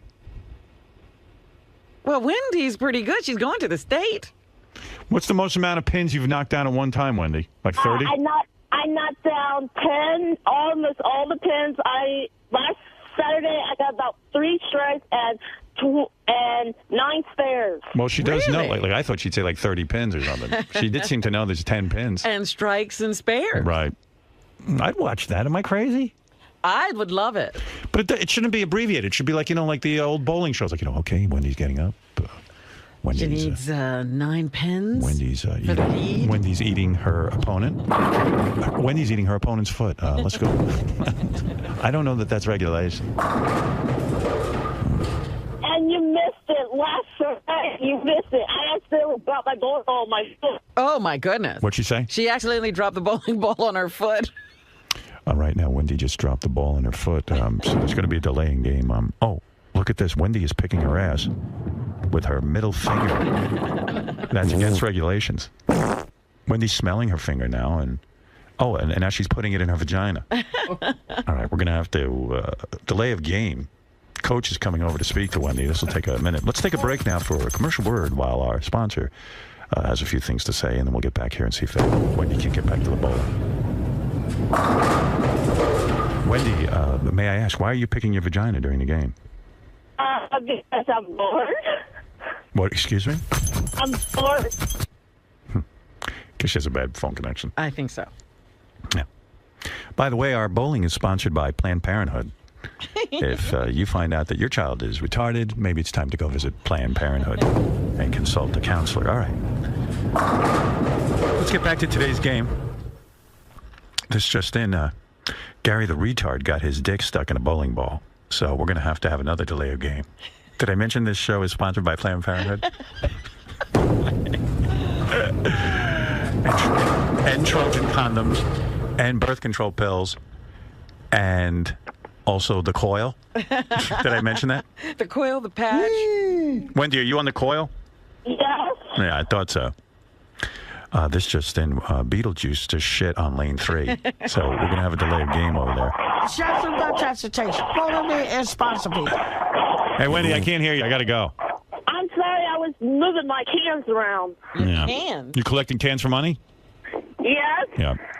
I'm saving them up till I get enough, but I was hoping that you could help me out so I could get me some shoes and some other things, and I don't have any clothes. We can't help you anymore, Wendy. Wendy, you don't use any of those bowling pins as a tampon. I ain't. All right. My mom's hoping that you are the only one who can help me out so I can get me shoes so I can get my stuff done. Because my mom owes me money and she cannot pay me back till she gets rich again. Yeah, I can't. She gets rich again? Yeah. When was she rich before? And right now we've been eating out of dumpsters. Sure. Wendy, you're not having sex with guys, are you? No. Right. None of the other retarded dudes try to come on to you? Yeah, some of them does, yeah. You don't like any of them? I like one of them, yeah, but he doesn't live around here. He lives in Jacksonville, and that's the one I met when I was up there bowling. I see. How far have you gotten with these guys? Have any of them felt your breasts? Nope. All right, good. You're a good girl. One of them bought me lunch. Yeah, well, that's nice. As long as it's wholesome stuff. You worry when you have a retarded child. That you might go off and... They might go get pregnant. Yeah. You know not to get pregnant, right? Yes. Yeah, you could not take care of a baby, right? I can the other day, but I'm thinking about adopting my own kid so I can get. She's going to adopt. It's a second show. Doug, follow her around when she goes to the adoption agency. Oh, my goodness. But no man has ever put anything in your vagina, right? Nope. Good. And you don't feel like you're missing out on anything, right? Nope. Good. Good for you. I feel like I'm missing out in New York because I mostly like to look around the shops there. Do you think Brad Pitt is a movie star? Yes. All right. All right. Hey, Wendy, I got to go. I'm going to have Doug get in touch with you about the bowling show. Maybe there'll be some money in that. All right, so I'm just saying I knew Mike got his bed. I know, for shoes. Yeah. Okay. I got the message. Thank you. Bye-bye. We can't cave in. Yeah. Can you imagine? Like, she called in, got money from us, and now the government took away her benefits because she makes money off our show. Well, I don't know how they found out. Yeah. Yeah, no one in the government listens to this show. All right. Maybe there'll be some money in that bowling show for Wendy. Well, I don't know if she can make money and still get the disability. Oh, I see. You know, it's a tough area there. Mm-hmm. So, Gary, during today's phone call with Wendy, Howard seemed extremely interested in following her and covering her her bowling league and that whole experience. Doug's on board. You know, he put the onus on Doug. He said Howard TV, he'll send a full crew down. What are the odds that, you know, by tomorrow or maybe next week, Howard just has completely lost interest in Wendy and her bowling? No, this is something we talk about all the time. I think this one he'll be interested in, and it doesn't require us to do anything. It requires TV to go down there, document, and bring us back the clips, and I think he finds that interesting. We've always wondered what's going on with Wendy's bowling league, so this one I think he's going to stick with. What makes Howard be so into some ideas and then another is just like a fleeting, you know, a fleeting pass? I think sometimes when you're on the air and sometimes talking about something could be more interesting than doing it, so it's good content for the show. And I think he really gets into, you know, even today we were talking about that 𝗦𝗲𝗍 guy that we wanted to have on, and we talked about it during the break. And we didn't know what to do, so I said, let's talk about it on the air, because it's you know, the process is sometimes more fun than the reality. So I think that's what happens sometimes. Even if it doesn't come to fruition. Yeah, because we still have the entertainment of talking about it on the radio. But with someone like Wendy, he definitely has a soft spot for and just finds her life to be hilarious. So. Yeah, no, she's aside from Beetlejuice, she's a whackpacker that stood the test of time. Scott. Oh, yes, hi. Oh, hello there. Hey now. Hey now. It's the G-Man. Generic Cameraman 1. It's the ENG man. Yes. So, Scott, as the Stern Show's resident bowling expert. Okay, I guess I am. Is there a demographic for retarded bowling with someone like Wendy? Does the bowling world want to see that, or does mainstream America want to see that, in your opinion? Oh, retarded bowling would be a fantastic hit. I mean, who wants to see guys that can bowl good? You know, retarded bowling is phenomenal. We did it once before, I believe, and we had a great time. Pins were not knocking down. So, I mean, it's the balls just don't go boom and boom in the gutter. They kind of like, you know, it's like the weirdest thing you've ever seen. Would you want to see more of it? Do you, as a bowling fan, do you want to see this? Is this something that you would look forward to watching? I love all kinds of bowling, whether it be professionals or retarded bowlers. It's a thrill. Yeah, of course we want to see it. And maybe they can give me some tips on what to do right. Would you go down and go down and wait, keep score or be involved with Would it? Should this shoot come to fruition? Yeah, sure. If they need me to be involved in some way, maybe I could be the announcer once again. I would certainly, or the play-by-play man, or the color analyst. Doesn't matter to me. I'm better at the color analyst job, but yeah, sure.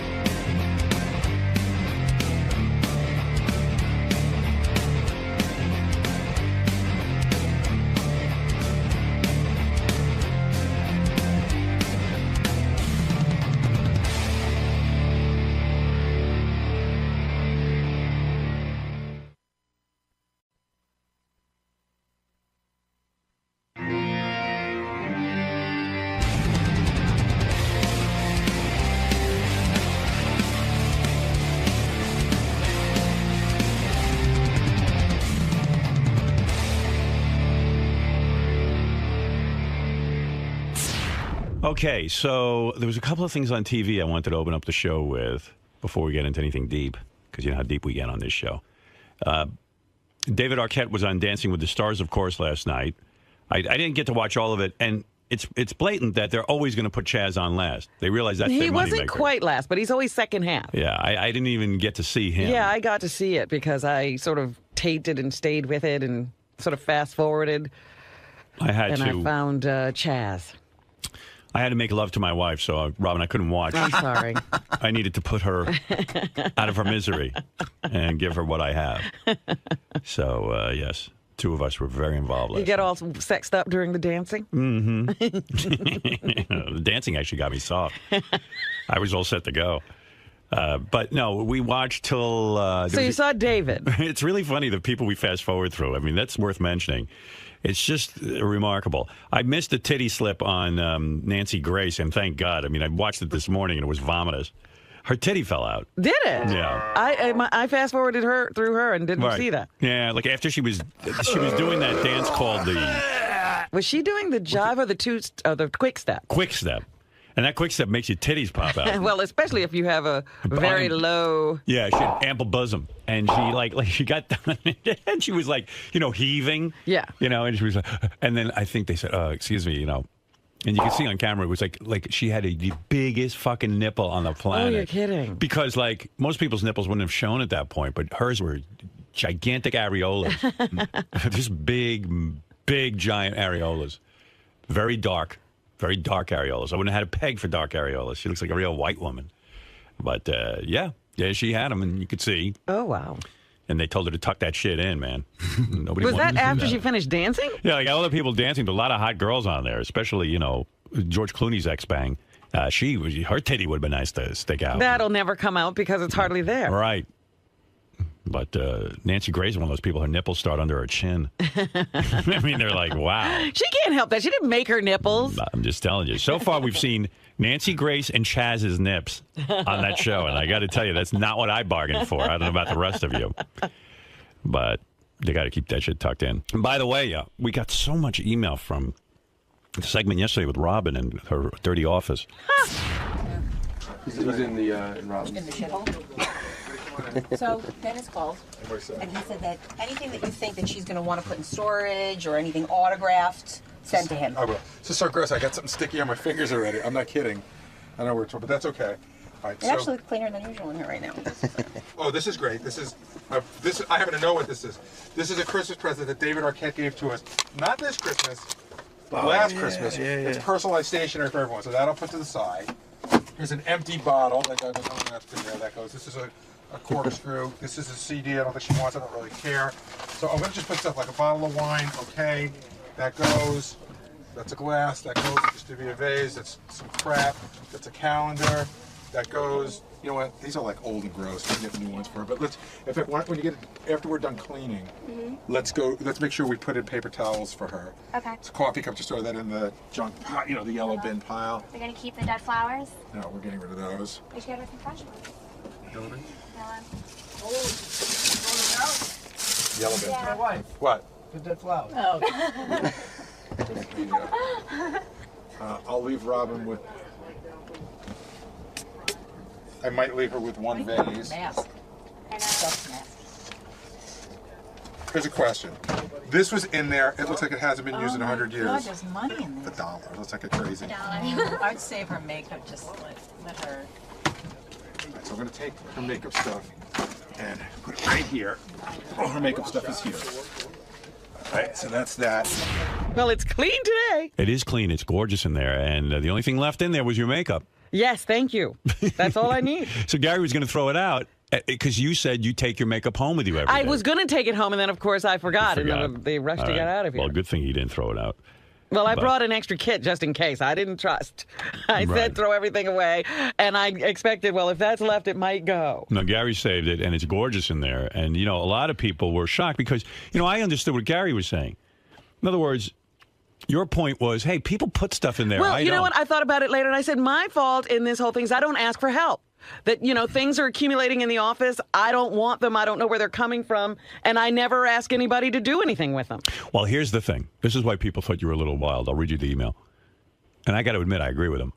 You know, around here, like I get things, and I say to them, "Give me the things, and I'll go through them."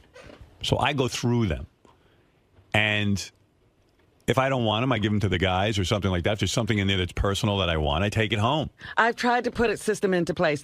At one point, they were taking my mail and stuff, and they were putting it in the car with Gene when I go home, and Dennis would go through it, and then he'd leave things for me that I need to look for. I don't know what happened to that system. Your people are letting you down.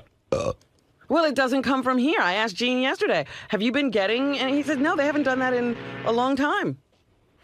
Well, you know, listen. Whatever they're doing, they seem to think they have to put your stuff somewhere, and then you have to go through it. But my point is that I did have a system. They were supposed to be giving it to Gene, and for a while that would happen. What happened to the system, Gary?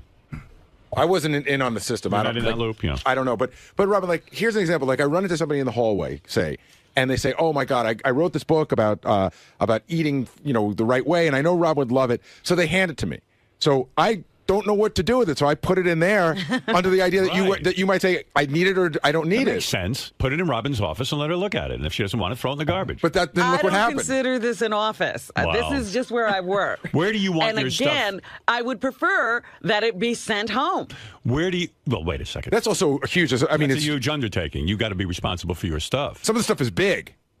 Like there's paintings and stuff. It would be easier if you went down the whole... It would be easier if you looked at it here and said, I don't want this painting, get rid of it. Well, nobody's ever said that to me. Well, you've got to say it to people. I have to say it to people. Yes. I didn't know that. Oh, come on. No, I really didn't. I've been trying to deal with it the way I knew how, which was, please send it to my house, and, you know, somebody will separate it, and I'll look at the stuff that I need to look at, and then we'll disperse it. So if I said to Tracy, we were talking about it in the office yesterday, what if once a month you just went down there for 5 minutes and she goes, let me show you the big stuff, the small... That would be great, but nobody ever put it, and I didn't ask, and I'm taking full responsibility for not asking. When that stuff piles up like that, you should say to someone, hey, get in here, let's come up with a system. Yes. Well, that's what I didn't do. You get so upset sometimes. No, I'm really like saying I don't ask for help, and that's one of my failings. Well, let's read the email. A Monday show provided even more proof that Robin is insane. Now, listen, she needs to stop disassociating herself from her messy office. She has to clean it up like a normal person. Oh, wait, that's right. She's not normal. The Queen of England doesn't clean up after herself either. So That's right. That's right. I agree with that. Howard, I have to say I'm surprised by Robin's attitude about how bad her office space looks. When you're making fun of JD about his area, wasn't she chiming in about it too? JD puts that stuff in there. I just feel she should care more about her area than she is acting. To say, oh, I don't know how it got there is such a lame excuse. And Howard, if that was Gary's space or Scott the engineer's area, she'd be the first to put her 2 cents in about it. Sure. And you would have been much harder on them for it. Sorry, just unacceptable. Here's a guy who writes in. He says he doesn't care what you do with your room. He says, can I have anything from Robin's room? It sounds like a treasure room. One man's garbage is another man's treasure. That is true. So there you go. Robin, people are asking. Yes, Gary. One of Robin's old interns just emailed me, and they said that every day Robin leaves a half-full glass of green drink, and he'd just like to know what system that's part of. Oh. What do you want people to do with your half? Well, now I take that and throw it away. You didn't find any bottles in here yesterday. I think Robin was a little bit ashamed because you took the blender, didn't you? I took it and threw it away, which should have been happening, yeah. I didn't take it. I threw it away. It wasn't, I have to be honest with you, it wasn't filthy dirty in there. It was just messy. Although there was stuff in the refrigerator there was something that expired. That refrigerator hasn't been looked in 5 years. It expired in September of 2006 with some sort of milk or like even that coconut milk on the floor I saved for you. Should I throw that away or do you use that? You can send that home. I do use it. Yeah. But do you need it here? Do you need it here? No. Okay. How old is that coconut milk? It's not that old. Listen to me. Throw that out. I'm telling you, I have a friend who's in the company 𝗦𝗁𝗄𝗿𝗄, and he sends it regularly. I throw it out. It's not old. It's all fine. That shit was like buried treasure in there. You should have seen what was going on. 𝗦𝗁𝗄𝗿𝗄 hasn't been coming that long. No. All right. There was a lot of liquor in there, and everybody was fighting over the liquor. Yeah, and keep sending me bottles of booze. It was so you say, whole thing of tequila. You say, Gary, anybody who wants this tequila, they can have it. That's it, and you're done. Tracy, who loves red wine, is now the proud owner of a $200 bottle of wine that George Takei gave Robin for Christmas 2 years ago. Wow, it's been aging in there, huh? Well, you know, it's the perfect temperature. Doesn't that have to be put in like a sort of a storage area? 2 years, I would say, might be bad, right? Well, it might not be bad, but you might have a cork problem. The cork's probably dry. buy. Right. Wow. I tried to get something out of that room for myself, and everyone said, you can't have any. You have enough. Really? I wanted the Beats headphones, but They wouldn't let you have them? nope. Oh, I was in there fighting for some of that shit myself. Why not? Otherwise, I got to go to the Apple Store and go buy them. What the hell? I go there all the time and buy those Beats. I love them. Headphones. I like the little ones, you see. The little ones. I don't know one from the other. No, well, they're good. I think you should have taken some of that shit home, but that's my opinion. Some guy wrote me in the email some photography question. Let me explain something. You're not now answering photography questions. Yeah, I mean, the guy who teaches me should answer your photography questions. I don't know anything about photography. You're a student. Yeah, I am a flea on Annie Leibovitz's twat. Wow. Yeah, that's what I am when it comes to photography.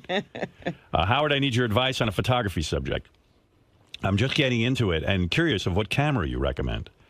I'm looking at the Canon T3 Rebel and the Nikon 3000. In your opinion, are these cameras a decent entry-level camera? Do you recommend entry-level, or do you recommend going for a real professional camera rather than ramping up? There is a camera I know about. I'm a Nikon user because I got into Nikon through a teacher. In other words, I don't know if Canon or not. My teacher is a Nikon user, so I got into Nikon cameras. And once you get into them and you start buying lenses, you're a Nikon guy. So I'm a Nikon guy. And but I'm asking, yes. because some of these people, like, oh, I'll start with one camera, and you wind up spending lots and lots of money because you outgrow this one, and you really need to move up to the next one. There is a camera I know of that. I don't know what the D3000 is. I'm not an expert, but I do know that if you are getting into photography and you think you're going to get into it in a serious sort of way, but you're not quite sure if you're going to go to a professional level, there is a Nikon camera called the Nikon D7000. Mm-hmm. And the D7000 is considered a hybrid between a professional photographer's camera and a consumer product. And so that would be something I'd recommend, and then I would recommend 2 lenses. You got to get into it. I mean, you got to really research. So even with that one, you can switch lenses. Oh, you yeah. can do a lot of stuff. It's not professional level, but it's not amateur level. It's sort of in the middle. It's now, that camera won't take a professional picture? Oh, it takes beautiful pictures. All the stuff I first started shooting, I shot with that camera, and I still use that camera with a different lens on it. But I shoot mostly with a Nikon D3S. But that's a professional level camera. Mm-hmm. But I don't know that you need to go to that. You know me. I get into things and I decided well, to go that's to what that. I'm saying. I mean, the problem is a lot of times people start with these entry-level things. Right. And then immediately, 6 months later, they need a new camera. But I'd be the last guy you should ask. Yeah. I do know some stuff now. I know more than when I started 4 months ago. But not enough to teach someone else. Right. I was teaching Ralph Photoshop yesterday, and what I know could fit into a thimble. I'm known to be teaching. Robin, you were on fire yesterday during the show. You seem to have been the main topic of the email. Here's another portion of email about you regarding Robin and her Brad Pitt views. Robin is off her rocker. Just give up, Howard, because Robin just can't convince herself that Brad Pitt is a movie star. All right, I went and looked things up because I didn't want to leave this to argument. Right. I really have a question about this, and it's my definition of what a movie star is that we're concerned with here. Number one, I have a list of the all-time top 100 stars at the box office. Right. And this is recent history. This isn't all-time, lifetime. Okay. Or in all times. It's recent. Is Brad Pitt on the list? I don't know. It's your list. Well, just take a guess. It's 100 names. Is Brad Pitt on the list? I'm guessing from your anger, no, he is not. I mean, you really worked No, I'm not angry. Wow. Enthusiasm is not anger. I'm going to say no, he's not on the list based on where you're leading with this. He is on the list. Oh, okay. But is he in the top 10? I'm guessing not by the glee of your research here. Is he in the top 20? I would guess not based on the fact that this backs up your point. Is he in the top 30? I'm going to say he's probably in the lower, the 90 area. Brad Pitt is, I think, number 96 There you go. on the list. All right, this one says, I love 𝗵𝐄𝗿𝗍. What's wrong with Robin? She would love to have a fraction of the fame Brad Pitt has. Yikes, she's one catty, jealous bitch. She needs to get laid already. Actually, I'm wrong. He's a little higher on the list. He was 96 on the 2000s list. But with that attitude, no one will take her on. Love how you make fun of her when she gets like that. Brad Pitt is 87 on the all-time list. Here's another one. What's with Robin? Where did this thing with Brad Pitt come from? Is she trying to provoke him to come on the show? I can't even figure it out. So there it is. Do you know who's in the top 10? You're going to be shocked. Seth Rogen. Seth Rogen is on the list for sure. Right. Not on the all-time list. He's on the 2000s Who is list. the you're talking about? Who is on the top 10 list of current movie stars that bring in big bank? All-time top stars. All right. Yeah, they're in the biggest movies. I would say Shia LaBeouf because he's in the Transformers He's franchise. not in the top 10. She's saying all time. So like Harrison Ford. Not all time. I'm talking about people who are alive today and making movies. She's saying, in other words, Brad Pitt. She's not happy with his recent movie. He is a movie star. Of course, he's a huge box office movie star, but he hasn't been in a bunch of hits lately. All right. So you're asking, what is the question? The question is, who's in the top 10 of all time, 100 stars at the box All office? right. Well, Harrison Ford. He's number 5. Right. Okay. Then I'm going to think. Let me think. Top 10 movie stars. The biggest guy you got. Go. Listen. Sylvester Stallone brought in money. You're talking about Arnold Schwarzenegger's got to be Arnold on that list. Schwarzenegger's down on the list. He's not in the top 10. All right. Don't forget, Arnold Schwarzenegger's hits came out earlier. So when you think about that, when you think Yeah, they about don't that, adjust for inflation and exactly. all that. Okay. So I don't know. Gee. Tom Cruise? Well, yeah, he's got a lot of hits. Matt Damon's Tom probably got some. Cruise is number 8. What about Will Smith? Will Smith is not in the top 10. Well, I would have thought he'd be. Yes, Ralph. Brad Pitt's still a movie star, Robin. You just made the point. He's a movie star. Look, my definition is, do you go to a movie because Brad Pitt made it? Yeah, sure you do. Brad Pitt doesn't even make that many movies. Lots of women go to Brad Pitt movies, and gay And dudes. women like you. You said, of course you do. No, gay dudes go, women go. I would go see a movie with Brad Pitt. He's a box office name. Sure.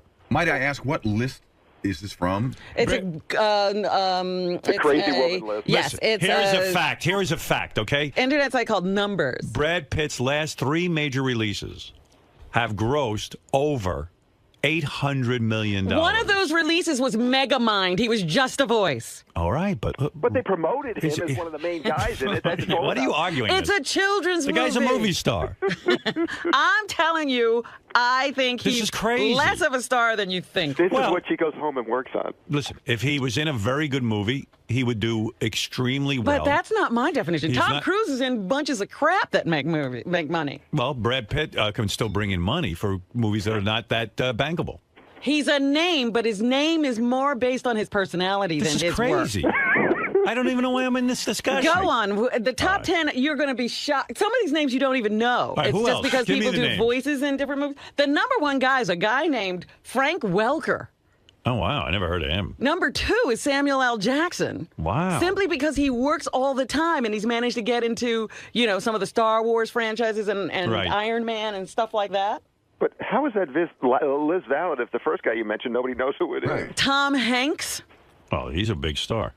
Because you've got to be able to rise above to be a movie star. All right. Anyway, Liz, Ralph, And what can John I- Ratzenberger is number 4, and number 5 is Harrison Ford. Ralph, what can I do for you? Getting back to photography, you showed me a bunch of stuff you were doing last night. You were showing me Photoshop. I think you got really, really good at all of this. Thank you, Ralph. Your photography looks really good. I kind of, I was like, he's just going to get into it and he's going to do it for a few days. I showed Ralph my portfolio of what stuff I've been working on. He's been But even encouraging me. Yeah, I think you got a really good eye now, Thank and the way you can work Photoshop, I was really impressed with that. Man. I'm going to tell you something.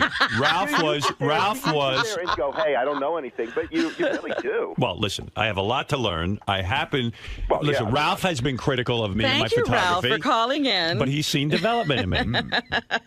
Yeah, a lot. Because I used to sit there and go, well, listen, anybody can take a good picture of Beth. I mean, come Right. on. But then I showed you some pictures of not of Beth that I took. Yeah. Yeah. No. I mean, listen. Other beautiful women who I'll are tell easy you, to and I'll photograph. tell you, yeah, you're laughing, Robin, but I'll tell you. So Krista Miller, I Twitter with her and direct message, and she changed her picture, and I wrote her and go, I really like your picture. You changed your picture. It's nice. She goes, you know who took it? Howard. I did a whole photo shoot of her for her husband.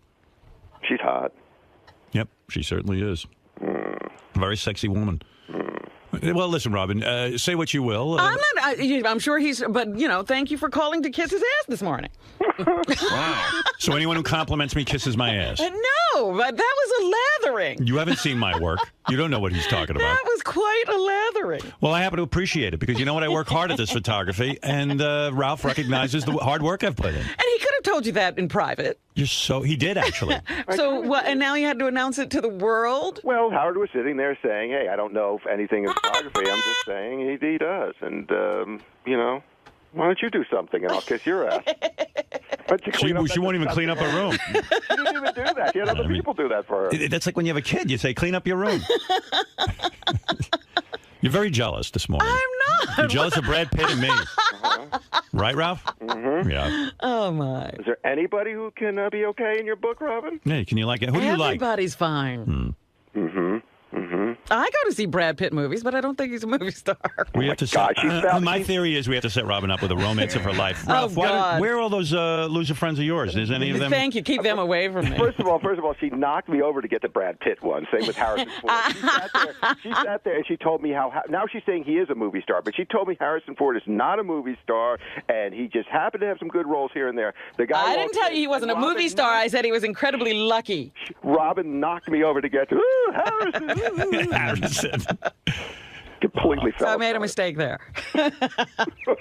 You'll admit to that. Listen, I think a lot of this new energy is new energy. You need romance. I'm convinced of it more than ever. How about that guy on Dancing with the Stars? She was just falling in love with. JR.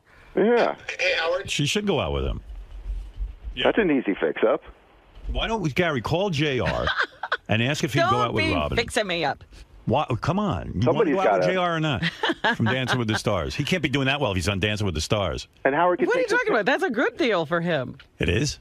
Why not? I didn't know who he was before. I look at Dancing with the Stars as a walk of shame. Yeah, but if you're going down or going up, it depends. All right. That Chaz is disturbing looking. Did you see how he combs the hair around his chin? Yeah, well, you know what the problem is? He only can grow a beard below his chin. Right. He can't get any hair going up on the cheeks, you know. So now there's like styling it, like at the corners they had little special curls. But don't you think he's growing that beard to make a jawline on that big fat head? Yeah, I think that too. I think he's just excited that he can grow a beard. Listen, he wants to be a man so badly. I'm a man. It ain't that much fun. But it's like almost like you don't play with your facial hair. No, it's almost like a beard scarf. Yeah. Like it wraps around. But he's got to lose some weight. And sometimes I look at him and I think, oh, wow, like there's a girl with a beard, like the bearded lady in the circus. And then sometimes I look at him and go, well, okay, he's, I see the woman in him. Yeah. I still see little Chaz from the Sonny and Cher show. I do too, every once in a while. Yeah. But then I see a guy sometimes. I was talking to my daughter last night, and because we were on the internet. We do that Instant Messenger or iChat? We can look at each other and stuff. Uh-huh. And we're talking, and I said, yeah. She goes, what have you been up to? I said, to tell you the truth, I'm getting ready to watch Chaz. She goes, well, she don't watch TV. She's like, what's that all about? I go, well, she's a girl, but she became a man. So she says to me, she goes, and she's a very tolerant kid, very liberal, in her feelings and attitudes. And she was like, gee, that's got to be confusing for her mom. I said, yeah, her mom is Cher. My daughter doesn't know any of that. Right. Kids my daughters, they don't care about Cher. They don't care about Chaz. They don't care about anything except, their own thing. And so, I said, well, I believe that Cher keeps making the mistake calling her daughter she instead of he, and then the daughter gets upset. Well, the daughter or the son. The son gets upset. Yeah, I said, kind of like how you get upset with me whenever I fuck up, which is every other word. My daughter has criticized every other word out of my mouth. Really? Oh, my God. Still? Yeah, oh, my God. I thought it was a phase. No. They haven't grown out of it yet. Everything I say is, wrong. What do you say? What are they correcting Like, if I don't you know one of the names of their friends. My dad never knew a name of any of my friends. My dad doesn't even know my middle name. You know what I mean? He knows my first name and hardly ever says it. And, if I don't know the name of one of their friends or I get confused, it's like, you don't know me, you don't know anything about me. They've had it with you. Yeah, right. Like, how can I tell you a story? What's the point? I go, all right, I got confused between, Adele and Adelaide. And they have all the kids almost have all the same names because, everyone who grew up around that time. Yeah, everybody's Emily, Ashley, right, Deborah. Right. They're all the same. Yeah, there's 12. It's like when you go to an Italian wedding. Tiffany. There's 15 Pauls and 15 Michaels. Yeah. 72 Marias. You go, oh, Maria? Maria? Which Maria? one? Right, like in the Godfather. Yeah. So, I don't know. Anything I say, so I can imagine when Cher says, "Oh, honey, come here." What do you mean, honey? I'm a guy now. You don't call me honey. It must be a nightmare. It must be crazy. I can imagine what goes on between Cher and Chaz. It's just really weird to look at that guy. I mean, it's just huge. It's it's disturbing. I like that. Most fat people don't take their shirt off, but because he now had lost his titties, he loves taking his shirt off in public. And when you're that heavy, you shouldn't be taking your shirt off. Oh God, no. You know what I mean? Man or woman. Like, I'm probably 10 pounds overweight right now. And you wouldn't take your shirt off. Oh, my God. I had to take my shirt off in front of Ralph yesterday. I was embarrassed. He's a dude. It's horrible. What is it, Gary? I got to say, Robin's list, I'm looking at the list. This list is so flawed, Howard. Right. I'm going to give you the list. It's sort of like tennis rankings. That's how I No, looked at it's it. nothing like tennis rankings. I'll You tell don't you understand tennis rankings. what. Okay, hold on a second. Howard, who is the #1 all-time star at the box office? I just told him that. Okay. I did that. Okay. Who is it? I didn't even listen. Frank Welker. Frank Welker. Right. It's the guy who does. Okay, #4. Well, who is he? John Ratzenberger. You know who that They is? do a lot of voiceover. From Cheers, but he's in all the Toy Story movies. Okay, #19, Stan Lee, for all those cameos he does in those big movies. Right now in the 20s, Stan Lee is #1. Right, but you wouldn't bank on Stan Lee in the movie. And then there's names I've never heard of Jack Angel, who does a bunch of And animation. that Those is aren't my movies. point. A movie star has to break through all of that to get into the top. Just if we set you up on a date, you can't bring this topic up. Oh, shut up. It sounds crazy. That's why I said Tom Hanks is at the top of the list because he really performed Listen at the to box me. office. This is. I'm going to put it into perspective for you. I'm not even going to put it in perspective. I'm going to make it simple. You care about photography. I care about movies. Brad Pitt is a movie star. He's a minor movie star. Wait, you think Frank Oz, who's like #20 on this list, is a bigger movie star than Brad Pitt? No, absolutely not. Name recognition This is has a lot crazy. to do with his bankability, but he doesn't Stanley necessarily deliver an audience. Stan Lee has no bankability as an actor, yet he's 19 on this list. Stanley has bankability for all of the characters he's created. But not as an actor. My theory is she's one orgasm away from forgetting all of this. Don't be ridiculous. I want you on a date cared about now. this my whole life. Howard, do you think she gets on a date and rattles on about this stuff No, and drives not at men all. away? Have you ever heard me talk about this, Ralph? I've been on dates with Robin. Ralph sits around correcting every movie that was ever made every time you talk to him. Robin is a lady when she's on a date. And let me tell that to all guys who are listening. I don't want this discussion to scare anybody off. She's completely feminine. That JR guy went through a bomb in his face. He's going to stay away from Robin. Very funny. You still want to go out with me. Who could find you? Are you friends with her anymore or no? Yeah, but I don't see her. I don't know Well, what we she's keep doing. trying. We don't get together because you're very busy. That's another thing, too, Howard. I email her, and then she writes me back like a week later going, oh, it just popped in. I'm all confused. I don't know how my iPhone and my BlackBerry. I hate those things for Robin, email. you're the only person I know whose email mailbox is full on a consistent basis. Can I It's say not something, full though? on a consistent basis. It's happened a couple Can I of say times. That's something, though? consistent. But can I No, say something? that was on vacation. Can I say something? I believe Robin's using that as an excuse with Ralph because she doesn't really want to get that much in touch with him. That's not true because at all. with me, you get right back. No, she wrote She me. does. and She wrote knows me. how to use that email. She wrote She's me, and I wrote her acting. back. I was writing to Ralph to invite him to something. Right. Listen to me. Take a hint. I'm let me handle extending this. the invitation, but I really don't want him to come. No. Let me handle this. She invited me to something. When she doesn't get back to you, it means she's not that interested right now. Oh, my goodness. Because believe me, she gets right back to me. So she sees what's going on. And then she goes, I don't know how. Oh, my God. Oh, you're very funny. Well, listen, he might as well wise up.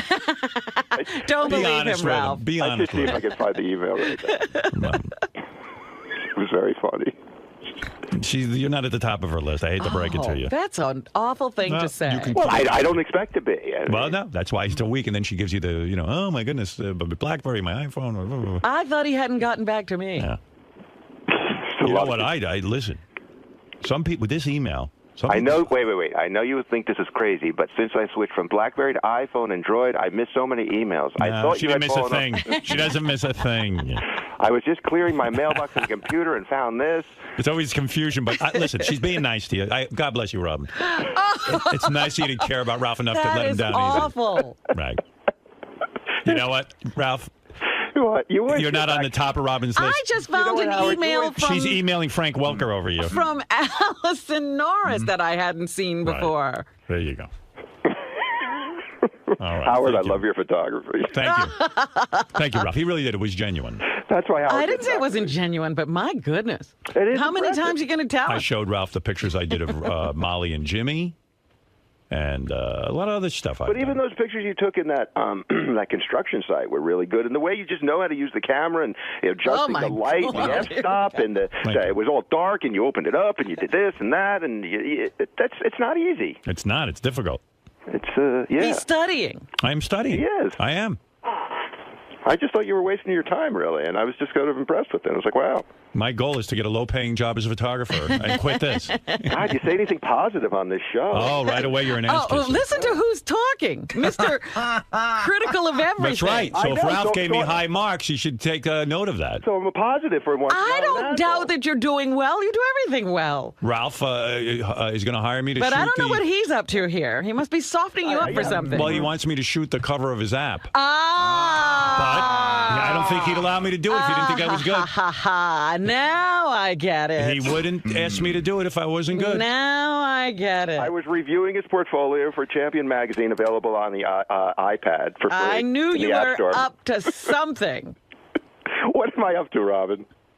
Getting a photography session. Yeah, why not? He's good. He likes my work. If he wasn't good, we wouldn't be hiring him for. Yeah, and he's also Howard. That's right. That's right. With a capital H. All right, thank you, Ralph. Well, you're becoming like Jeff Bridges. All right, listen, this entire hour has been complete fucking nonsense. Thanks, Ralph. Howard, that list is ridiculous. There's a guy. That's the couple. Yeah.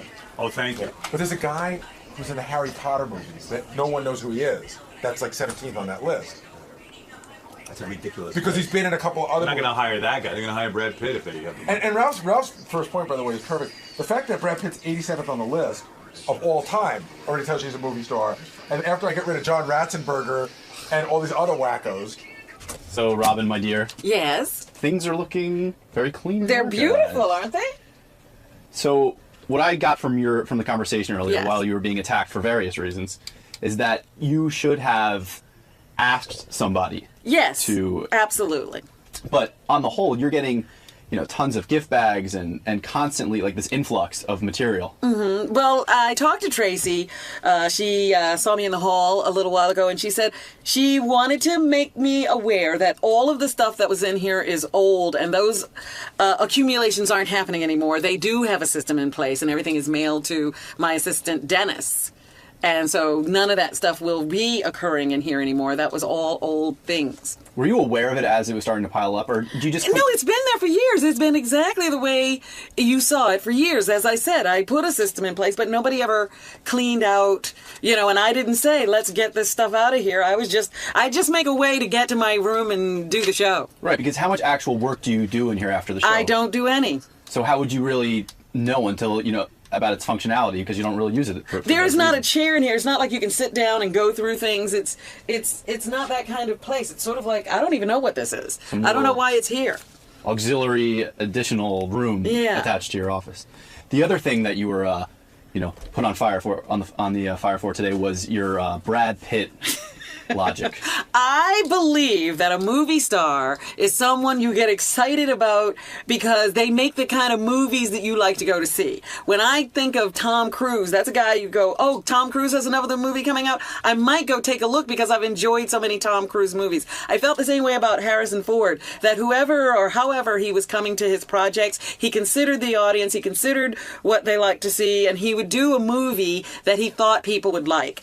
Maybe Brad Pitt's more of an actor. He just does things, and I don't know that that's a movie star. We know him more because of his personal life than we know him for some great movie he's done or some great series he's been in.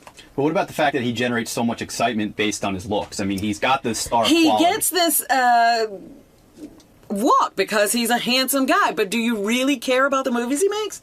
Well, talk to Richard Christie. I mean, he has the Legends of the Fall poster. Well, up that's and- because Brad is from the same place he is, and somehow he thought putting that poster up would help him get out of Kansas, too, and maybe it did. Are you trying to say he lacks the credibility that you're that you possess? Yes. I love our new logo, by the way, with the Sirius XM and the Howard TV on the same screen. That looks really cool. Yeah. Good job, boys. And the new studio looks really nice, too. Really serves my ego, the big giant Howard Stern Show sign. I love it. I love it. It looks cool. I want to take it home. And there's a new background behind me that I love. And what is this? You guys want to put Scott the engineer in the background? He doesn't have an appearance in there? He's in there now, Howard. Can you find him? Let me see. Let's see. Right behind me is a big, I would call it a mural of different people on the show, and it moves, and it's colorful. You'll see it on Howard TV. And let me see if I can find Scott the engineer. I heard on the wrap-up show he wasn't upset that he's not in the mural, but then everyone tried to convince him that he is upset. I know someone was saying they want to have him bowling on it, but I don't see him bowling. I see Beetlejuice sign. I see a Howard Stern show. I see Benji twirling those hula hoops. Beetlejuice. I see me. I see Robin. I see Fred. Ronnie the limo driver's got a big presence in there. Who's this? Who dis? Seriously. I can't even make that out. Yeah. Is that Gary the retard? That's no one from the show. Oh, no one from the show? Oh. What's to put Scott there? I see Jason with his back hair and... You said that Scott's in there now? You can't see him, Howard? Yeah, I honestly don't. Is you see to the left or the below right? the Sirius XM logo on a little billboard. Oh, I see. It says Sirius XM, and I don't see him, though. Well, he must really be tiny. Oh, there he is. Oh, yes. Okay, I see him. Yeah. Now that you found him, you'll never be able to miss him. No, that's all I can stare at. Frightening.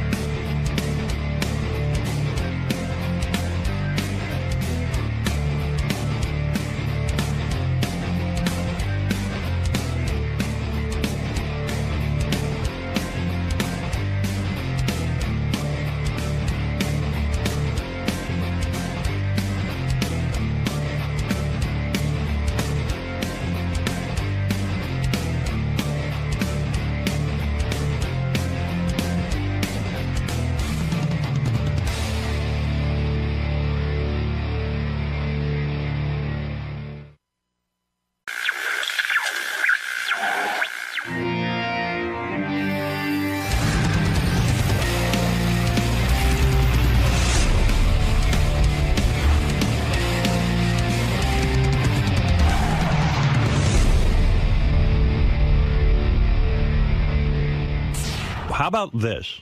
I love my new job. Really? Yeah, love it. Oh, my Wow. God. I love it. Love it, love it, love it, love it. That's good news. I almost went out and got an America's Got Talent tattoo. I That's saw how that much. you got a tattoo, though, right? Yeah, I opted for my dog's name, but I mean, I love my new job. I love it. What can I tell you? Well, what? I mean... What? Why did you love it? What was it? All right, well... But that's great. I'm yeah, glad about that. Yeah, well, you know... It's a lot of schlepping around, you know. I had to go out to Los Angeles. I tried to. We had a week off anyway, so I went out early and tried to have a little bit of a vacation beforehand. But there was a lot of America's Got Talent action going on. I got out there Monday. Tuesday I had a free day. Wednesday night we had a judges' dinner. It was me, Nick Cannon, Sharon Osbourne, Howie Mandel, and about 10 of the people from either NBC or Fremantle. Fremantle's the producer of the show. Right. And so we had a little round table. Yeah, kind of a round table. Oval table. Oblong table. Dinner. And, you know, I got to... Were spouses there? No spouses allowed. It was sort of weird for me because I was invited to the dinner. And I just said to Beth, oh, this will be good. We'll go to dinner. It's at the Soho House, which is a cool place to go to dinner in Los Angeles. That's Very a cool place. Very cool place. And so she said, gee, our spouse is invited. I go, of course they are. Of course they are. So she goes, oh, you better check. I go, I'm not going to check because I know they are. So anyway, she convinced me to check. They go, absolutely no spouses. It was a working dinner, supposedly. But meanwhile, it was just getting work was getting there was no work. It was zero work being done. But she was like, no. So I said, you know what, I'm bringing you anyway. And she goes, no. I would never do that. I would feel weird about it. I'm not going to the judges' dinner. So she went out to dinner with, I think, Molly, Jimmy Kimmel's girlfriend. I forget what she did, but she went out to dinner somewhere. Or she went to dinner with her friend. Beth had a whole itinerary of her own. Keeping herself busy while you're busy. Yeah, but she was sick as a dog, but she doesn't slow. Like, if I'm sick, I go to bed, unless I have to work. No, she is running around. Running around, doesn't matter. I admire her fortitude because she just doesn't let it get in the way. She just pops a bunch of Sudafed and goes out, and I go, don't you understand you're masking the symptoms? Right, I don't believe in doing that. Oh, don't talk to her about it. I see people doing that, and they can run around like nothing's wrong until the medicine wears off, and then they fall apart. Yeah, but she doesn't care that she just takes more medicine. It's just crazy what she does. Well, she's so not neurotic. I heard your mother's voice in my head this time. Right. You better rest. Because I was already, I felt something coming on, but I went on this plane anyway and went to Arizona. Oh. And then I was going to come to California. Oh, I see. And one of my friends, and I was sort of fighting it. It was, I was doing well. And then one of my friends convinced me to go hiking. Yeah, no good. And I was hiking, and it was cold and damp. And then I was down. Yeah, Arizona in the winter isn't that great. No. Not in the hills. Yeah, you ain't sitting by a pool. No. Yeah, people think you do, but you don't. Well, it's a little milder in Phoenix, but I was up in Sedona, where you're up in the hills. It was even snowing. I was like, this is great.